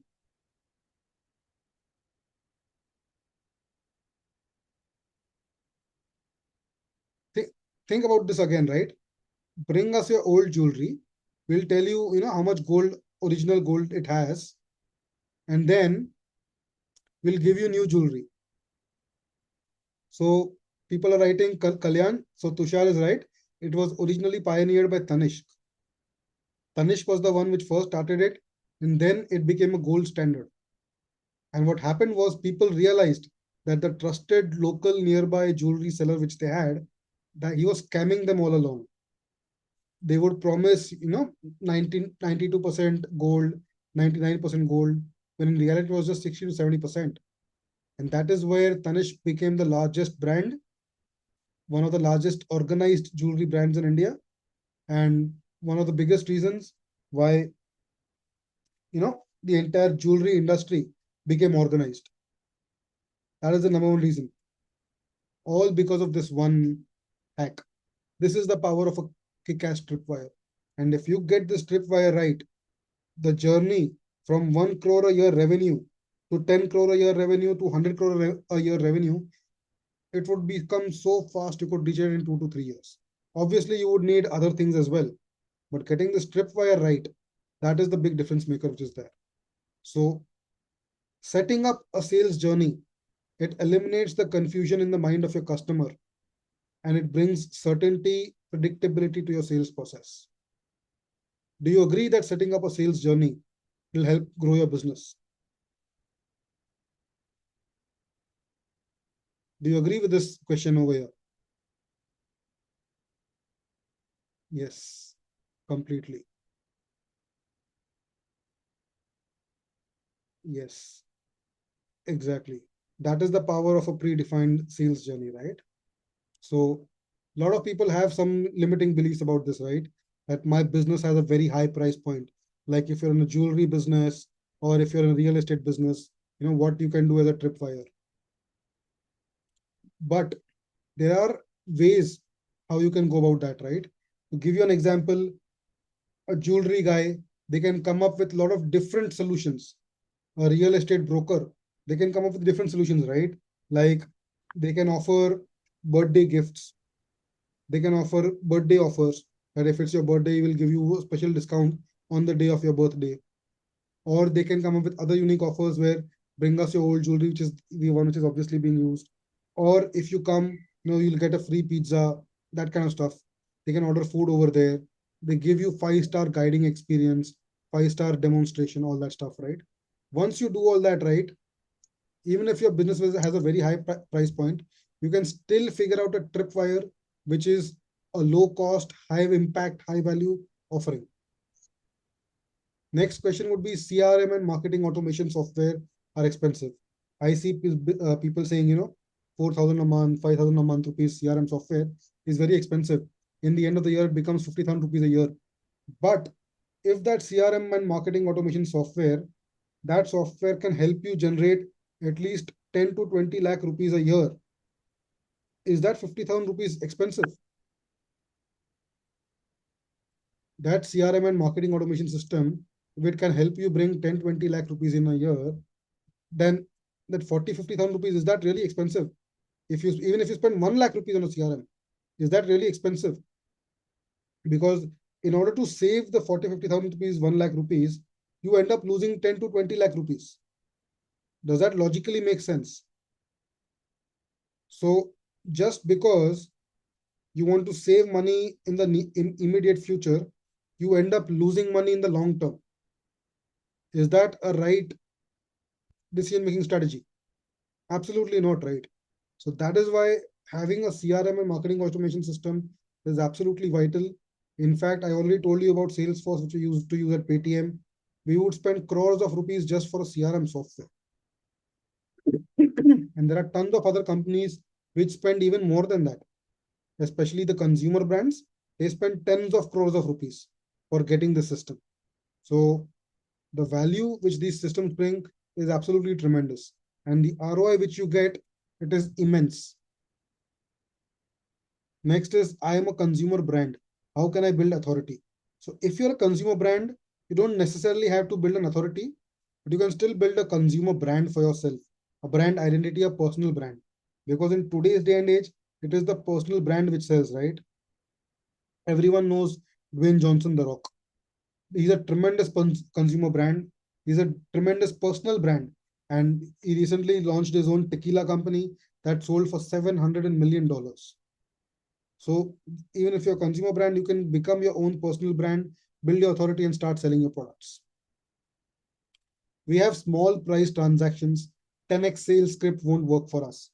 The 10x sales script entirely won't work for you, but having a predefined sales script in mind, a sales process in mind, would still help you converting more than what you're doing right now. Because sales is a process of guiding them through the journey and ensuring them that it's a very targeted objective rather than just kind of randomly discussing everything. So it brings a lot of structure to your business, which is extremely vital in terms of acquiring more customers. And imposter syndrome. This is something which is extremely important. How many of you know what an imposter syndrome is? Do you know what is imposter syndrome?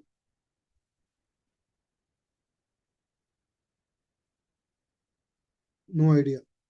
So imposter syndrome means that you are constantly feeling that you are not good enough. You're not good enough to grow a big business. You're not good enough to sell to the customer. Your offering is not good enough, right? And you feel like an imposter.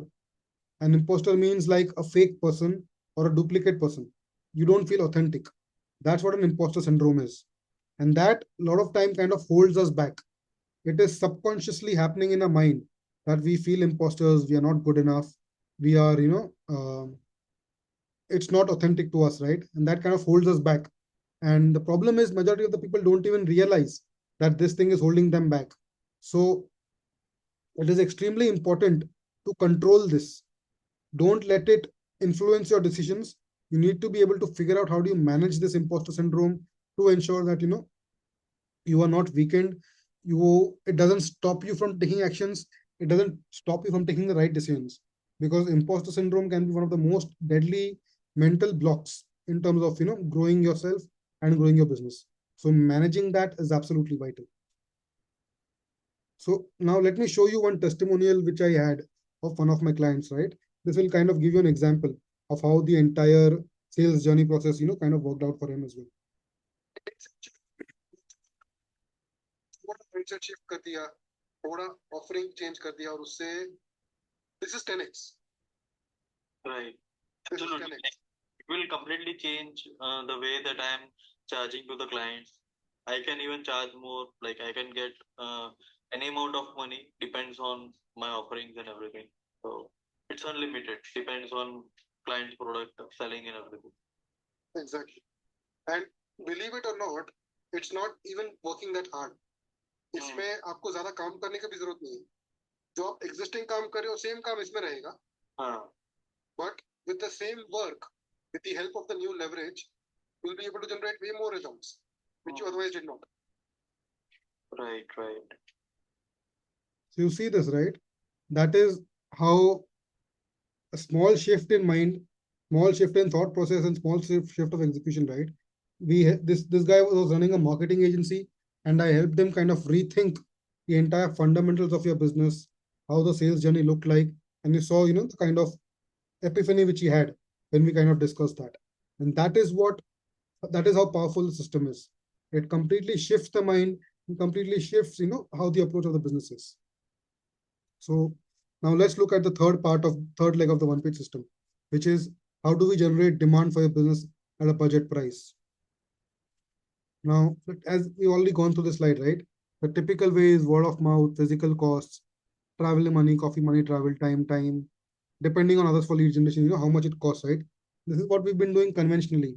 And obviously, it's not generating good enough results because these are all outdated tactics. So no more reliance on outdated, ineffective lead gen. We are going to be working on new tactics which are working in 2025 to help grow your business, right? So first, let's talk about the organic mastery. Organic mastery is covered of these major strategies which will help you acquire more customers. Word of mouth is obviously one of the oldest and one of the first ones, right?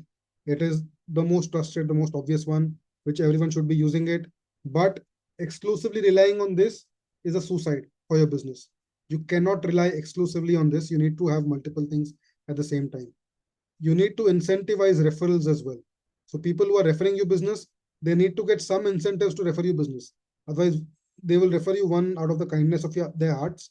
But to make it a more predictable way of generating lead on an ongoing basis, you need to incentivize them as well so that they have a skin in the game as well. Next is organic social media. This is essentially the foundation for long-term sustainable business, because this essentially you build a brand for yourself and it compounds over time. Um, the people who kind of pay me for a longer engagement, right?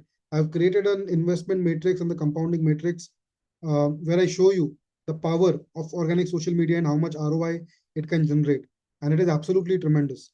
And in 2025, I've already mentioned this earlier as well, right?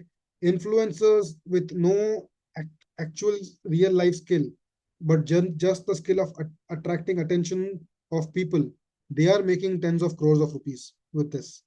So if people who have actual skills, if they start doing organic social media, they can definitely start making a lot of money as well. Then Facebook, WhatsApp, LinkedIn groups. This masterclass today is a biggest example of that, right? A lot of you have kind of come here from that itself. I was promoting this in Facebook groups, WhatsApp groups, LinkedIn groups, and you've joined over here from there. So the power of this channel is absolutely obvious. You need to add a lot of value to the groups. Don't just promote, add a lot of value, and that will help you drive attention towards your business. Content marketing. So social media is obviously one form of content marketing, but there are different ways of content marketing as well. You can publish blogs, you can do guest posts in other publications, you can go on mainstream media, you can do research reports, you can do thought leadership content. There are a lot of ways to generate content which kind of, builds your brand and authority. Networking groups. There are a lot of free and paid ones out there. You have BNI, you have chambers of commerces, you have WTCs. A lot of these things are out there. You can be a part of them to make money over there. There are a lot of free and paid events as well, which you can be a part of to make money. There are lots of sources where you can generate leads from. Now let's look at the next one: paid ads, paid distribution. Paid distribution has multiple different factors involved. The obvious ones are the paid ads, the largest ones, the ones over here, like the Google ads and the Meta ads. But apart from that, there are a lot of other forms of paid distribution as well, like marketplace ads. Like if you're listed on Amazon, Flipkart, or Zomato, Swiggy, you can run marketplace ads to promote, on those marketplaces. You can do paid events, you can do sponsors, influencer marketing. These are also great way. Paid awards get a lot of bad rap around them, especially the Forbes 30 under 30. But the truth is, it brings tremendous authority and tremendous visibility for your business. So having that makes a lot of sense in terms of getting visibility. Being part of trade exam events, referral business networks, doing ATL and BTL ads, all these strategies go a long way in terms of attracting more leads. A lot of people think paid ads don't work, but the reason paid ads don't work is because most marketing agencies which you work with, right, they only focus on the demand generation part of your business. Like either they'll do organic strategies or they'll do paid strategies. But the reason why those paid ads are not working is because the fundamentals are missing and the sales journey is missing. And that is the job of the business owner. That's not the job of the agency. That's why when the agencies run ads for you and they're generating leads, it is not exactly the agency's fault because they are generating leads for you. But it is the absence of the sales journey and the absence of the fundamentals because of which the ads are not working. So that is the reason. If you fix those things properly, then nothing will scale better than paid ads. So paid ads are obviously going to work, and most large businesses today, they invest tens of millions of dollars every year for growing their business. Next challenge a lot of people face is they are too expensive. But honestly, I'm going to be showing you my real life case study of how I implemented paid ads into my business and how much ROI generated for me. So that's going to show you how important that is, how powerful it is. Paid ads are very technical and complex. Yes and no. Paid ads require some form of skill set. It requires some form of maturing, some form of maturity in terms of executing it. At the same time, you don't need to do everything in house, right? Once you have a big enough ad budget, you can find competent players. I run ads for some of my clients, or you can find other agencies to run paid ads for you, and they can do it on your behalf. You don't need to kind of do everything yourself. Only when the ad budget is small, you can do it yourself. They won't work for your industry. Highly unlikely because social media, Facebook has almost 4 billion users. LinkedIn, the largest B2B platform, has over 1 billion users. So your customers are there on social media. So it is impossible that it won't work in your industry. It will work in every industry. The quality of the leads is very poor. That's another major complaint. The reason is the targeting was not right. The copy was not right. Those nuances it is the question of execution.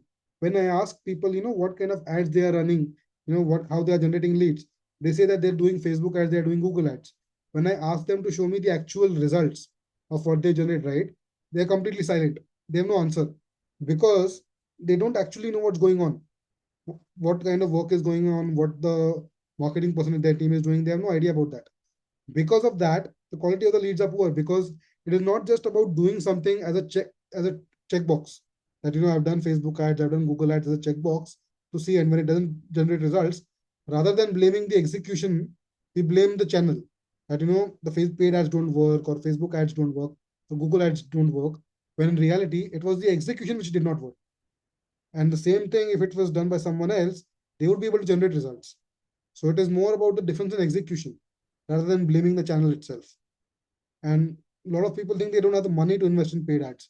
So ideally, I would say you need to invest in paid ads only after you're making at least 20, 30 lakh rupees a year in profits. If you're not making that much in profits, stick to organic strategies. But once you're started to make that much, you can safely start investing in paid ads. So, a lot of these people, they have beliefs, right? I kind of had those myself, but I still acted and started to run ads. I needed to quickly scale my ads to fast track lead gen for my business, right? So, how I went about it, I created a very compelling ad strategy. It was a very compelling, very focused approach which I had done. I had a very compelling ad design. I'm not sure how many of you know him. This is the FBI hostage negotiator, Chris Voss, one of the leading sales gurus in the world, one of the leading sales mentors in the world. I had an opportunity to meet with him in an event in Dubai, and that's when this photo was taken. And tremendous guy, the experience which I had with him. And look at this, right? The ad which I created for my business, and it worked phenomenally last year. Then I had a very compelling ad copy as well, because people actually read the ad copy. Most people think that it's not important, but it's actually very important to get an ad copy right. And then very precise targeting. I knew exactly who the audience was, exactly the right people to reach out to, etc. And look at the results which I've generated, right? In some cases, the cost per lead was as low as 60 to 70 rupees, even though it eventually averaged out slightly higher. But eventually, it was very, very profitable kind of campaign. Let me show you what the actual results look like. I totally spent 40,000 rupees in a single month for the campaign. I generated 280 B2B leads throughout the entire campaign. The cost per lead per ad set ranged from 50 rupees to 200 rupees, depending on the right interest targeting. On an average, the cost per lead came out to around 142 rupees. The price of offering which I was offering was around 20,000 rupees. The client conversion out of these 142, 10% of them converted, which led to around 28 customers for my business. The revenue generated was 5,60,000 rupees, which is a 14:1 ROI. Now you tell me whether paid ads are expensive or not. Now, obviously, not everyone will generate this kind of an ROI. It's different for each and every person, depending on the execution capabilities.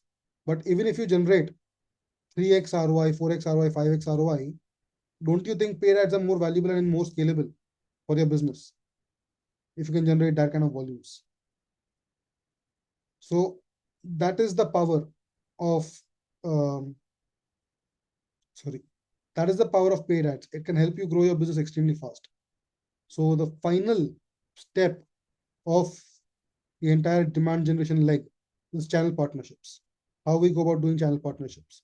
So there are basically 7 major channel partnerships which you can look at. You have licensing or franchising, you have service and implementation, you have financial partners, you have referral affiliate partnership, sales distribution partners, joint ventures, resellers. Most people, they typically look for a referral partnership, they stop over there. Or at the most, they would look at sales and distribution partnership and they would stop over there. But they completely forget about all the other channels which are there, which could help them in their GTM and help them grow faster. Let's look at licensing and franchising. Most QSR chains, most pharma companies, most large companies use this because it is the most easiest to implement and with minimal effort to implement licensing and franchising models. Very easily scalable. It builds very quick brand, limited operational involvement during execution, and you get passive royalty income in a long-term basis. Then you talk about service implementation partners. These are used by softwares, these are used by hardware companies, these are used by electronics companies. So essentially, why companies do that is because they only want to focus on what their core strength is, which is creating a kick-ass product, and they want to outsource the service to local implementation partners rather than do it themselves, because that is not their core strength and it would distract them from their core focus. So that's why they find service implementation partners to help with that.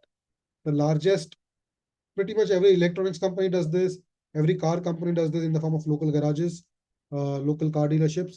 In softwares, Salesforce is a huge example, HubSpot is a huge example. They all have implementation partners across the world who resell their software and do the implementation for the customers. Financial partners. Financial partners are banks and NBFCs who offer you loan, they offer you working capital financing, their overdrafts are there, bill discounting is there. There are so many financial opportunities available, and yet most businesses don't use these opportunities. I myself help a lot of businesses with different form of creative financings, creative financing opportunities, not just equity financing, different forms of debt financing, PO-based financing, invoice discounting, working capital financing, overdraft.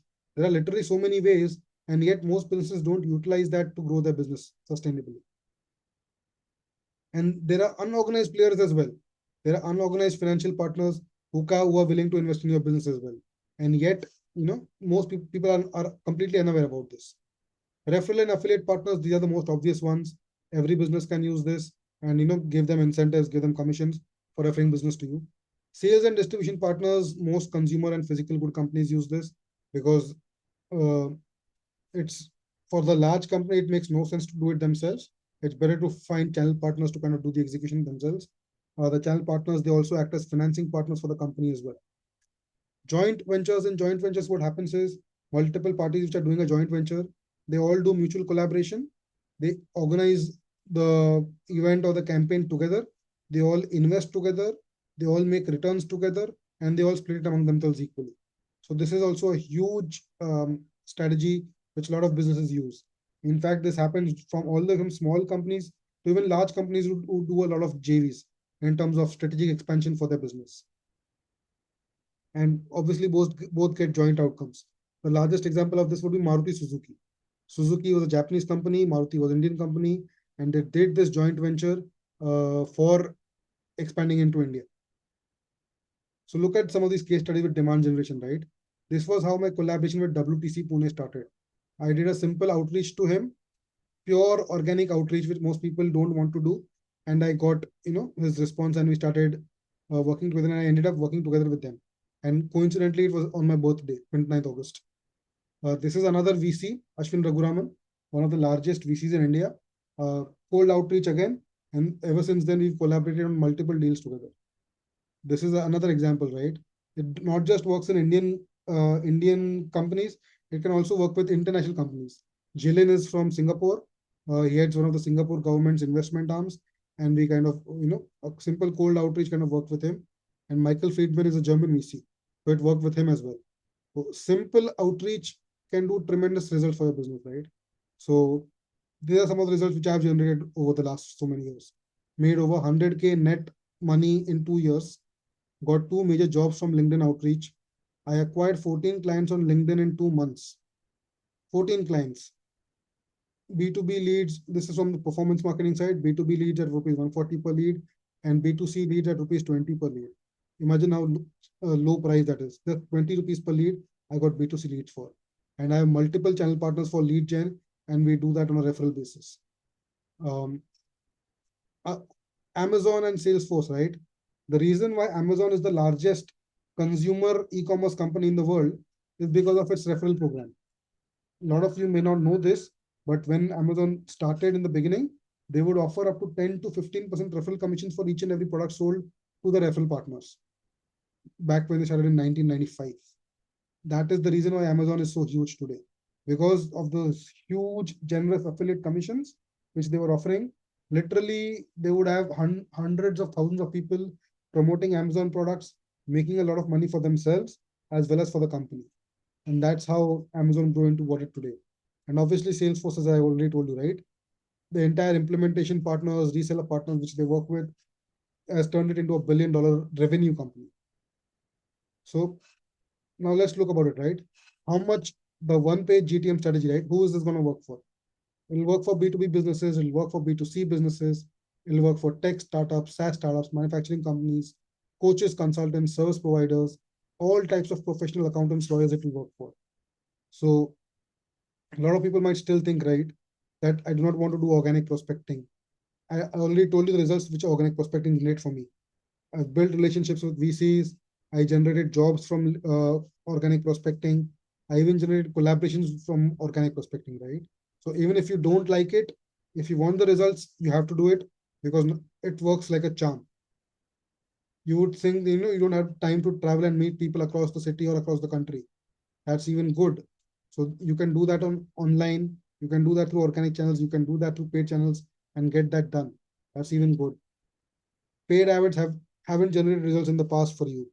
If that is the case, it is because the first two stages which you mentioned, right, they were not done properly. If those two were done properly, you would not have had this problem. And if those two were there, you would have generated tremendous results for your business. Paid sponsorships are expensive. Yes, but their returns are even more valuable. If a single sponsorship, paid sponsorship which you do, it costs you 1 lakh, 2 lakh, or even 5 lakh rupees, and if it ends up generating 10 to 20 lakh rupees for you, what's the harm in that?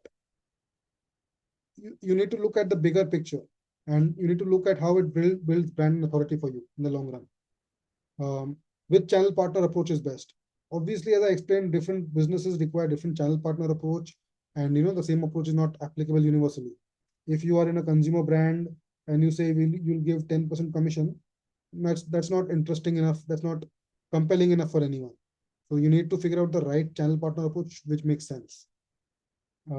If you feel that the channel partners which you have currently, they're not referring you any deals, then you're not incentivizing your channel partners properly. If you incentivize your channel partners properly, then that would not be the case. And with the right incentives, the channel partners will generate so much business for you that you won't even need to run ads anymore if you do the channel partners thing right. In fact, HubSpot, they only do channel partnerships and organic content. They do no paid ads because they don't require. That's how remunerative it is for them and the channel partners whom they are working with and how much business that's generating for them. So here are some key pointers which I wanted to highlight, right?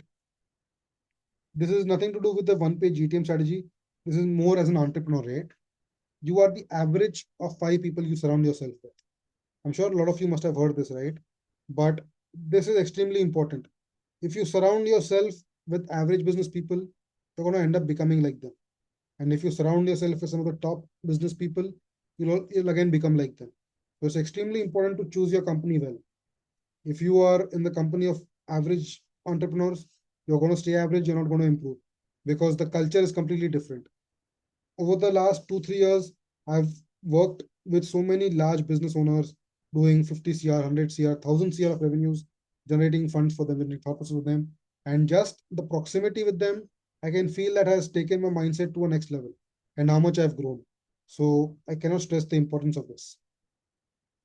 If you do what everyone else is doing, you will get the same results as everyone else. In order to make a change in your life, in order to make a change in your business, you need to change things. You need to adopt something new. You need to adopt something new efforts. You need to do something different. Else you'll keep on getting the same outcomes and your business won't change. You'll be stuck. If you are putting in average inputs, you will get average outcomes. If you're not doing something special, if you're not adding incremental value, if you're not disrupting the market, then you'll just get average results and you'll end up complaining that, my business is not growing, my business is stagnating, stock market is growing faster than my business. That's all because the inputs are average. That is the problem. And no amount of lead gen is going to fix it unless the fundamentals are fixed. Getting the fundamentals fixed is absolutely important to ensure that you generate disproportionate results for your business. Growth versus profit orientation.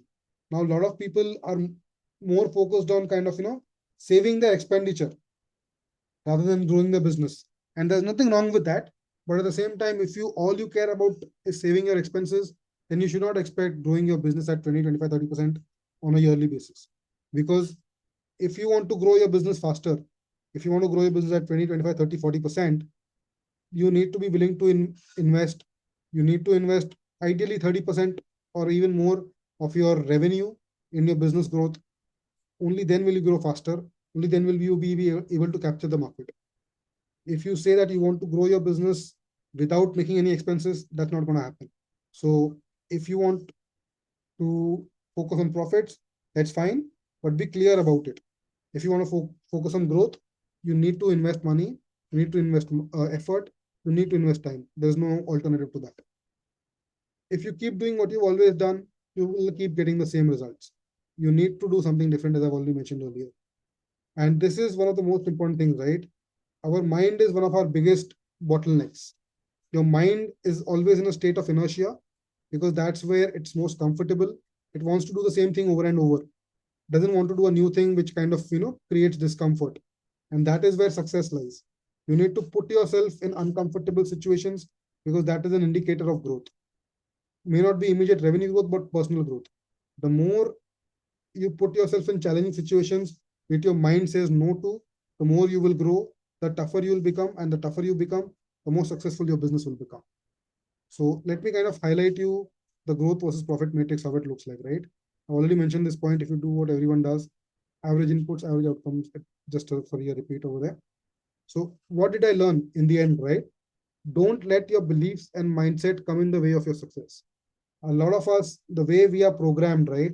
Uh, Mostly from the middle class, lower upper middle class kind of backgrounds, we are told that spending money is bad. We are told that stick along the lines, stick to a job, stick to these particular things. Our beliefs and mindset are kind of holding us back from our success. We need to be thinking differently. We need to be adopting a growth mindset to kind of get to the next growth level, right? I'll give you an example of one of the posts which I saw on LinkedIn a few weeks back. When Swiggy had their IPO coming, right, one of the investors was saying that he had invested around 50 lakh rupees in Swiggy, and he ended up making around 2 to 3 cr out of that. So he was, before the IPO, he was under tremendous stress whether the IPO will go up or down. He was getting a lot of worked up out of it. So I kind of told him, for you, it was just a matter of 50 lakh rupees, which is like 0.00% of equity. Look, imagine what the founder would be. The founder has 5% equity in the company. Imagine how much stress he would have. But what my friend told me was very surprising.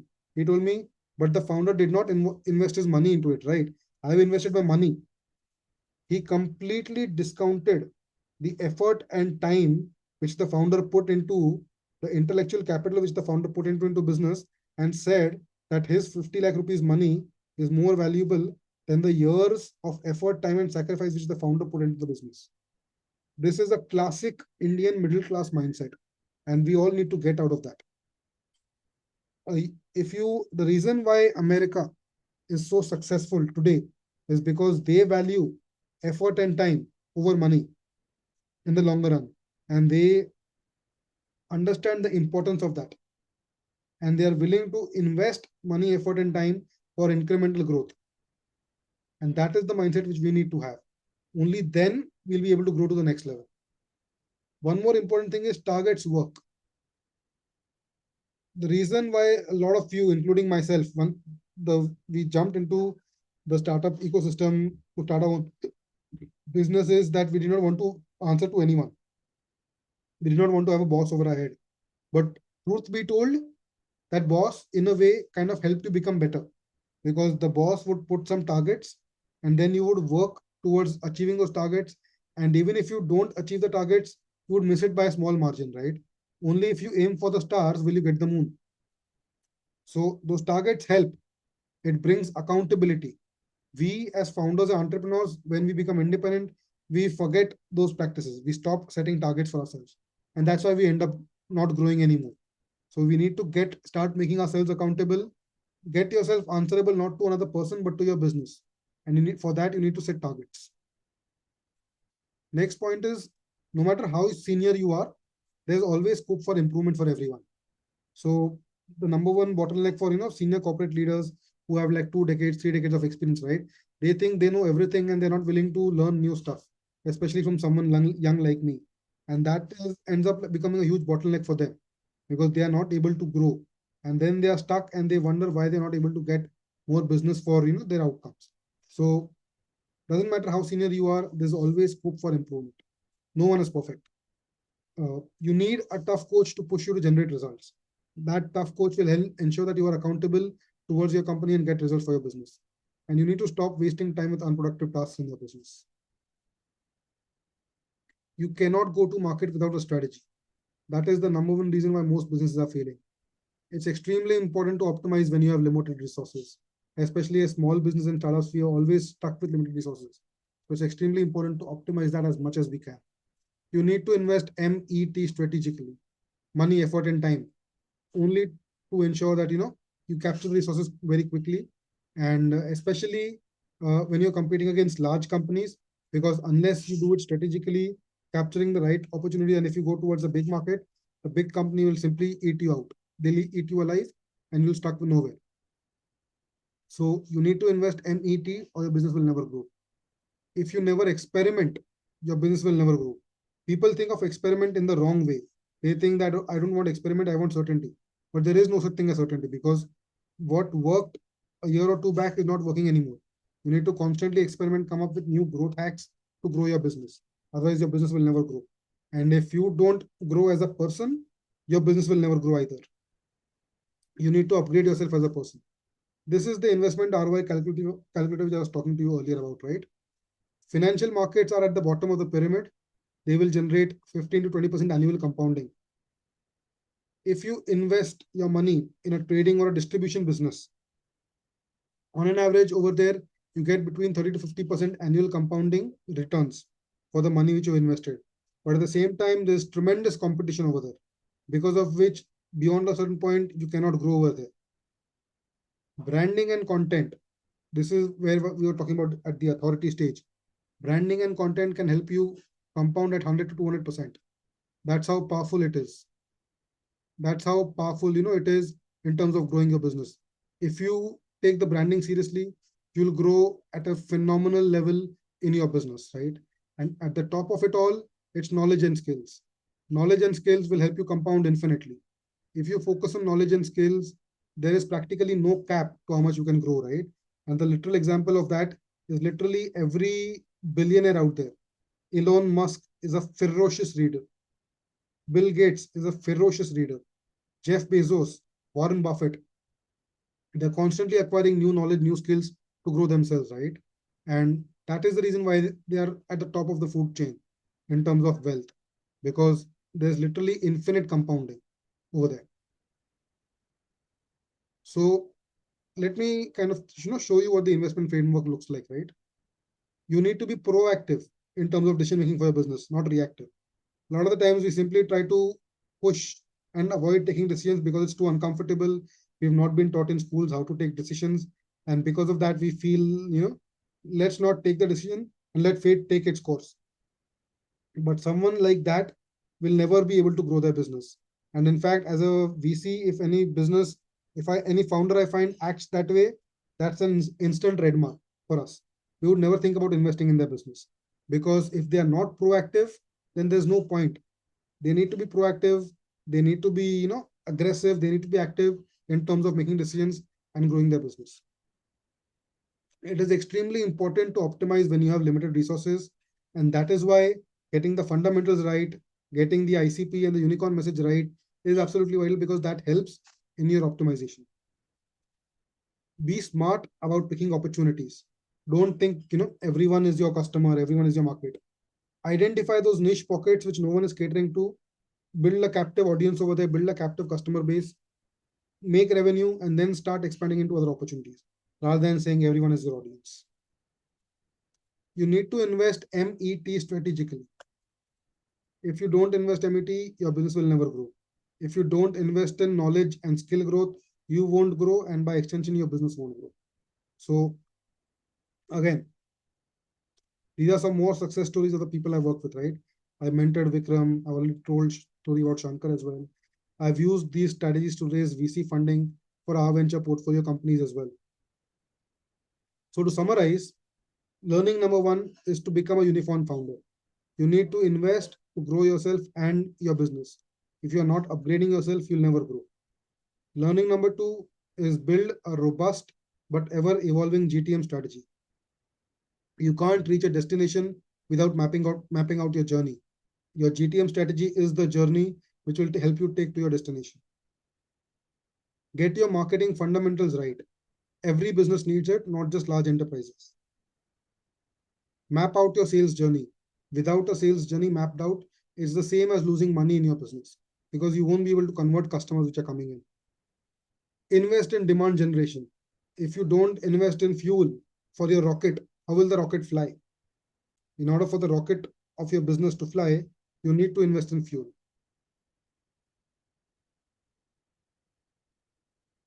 Let me show you another video. So this video is from a business coach. This is a very renowned business coach. He charges anywhere from 10 lakh rupees a year to 20 lakh rupees a year for consultation for his clients. And he was surprisingly one of my clients as well. So let me kind of show you what this this video is about. For valuable living session, something some feedback for me if possible. Yes, I think that you're sharing is amazing. Some of the thoughts that you put in around consultative selling, around the process of selling, it's really really good. The percentages that you shared in the funnel that were really nice. Right? Some amazing stuff. Good content. Thank you so much. Really appreciate it, especially from a fellow business coach as well. Did you have any take? So this is what one of the leading international business coaches also had to tell about me, right? That's the power of the experiences of the GTM strategy which I've created. That's how effective it is in every business out there. So recapping again, the 3 secrets of GTM strategy are business fundamentals, sales journey, and demand generation. If you follow the go-to-market strategy, you'll never have to worry about acquiring more customers or clients. Do you agree with this thought? That if you follow the GTM strategy, you won't have to worry about acquiring more customers. Yes. Anyone else? Yes. Yes, exactly. So let me ask you a question, right? Would you be interested for me to help you set up the go-to-market system in your business? Would you be open to that?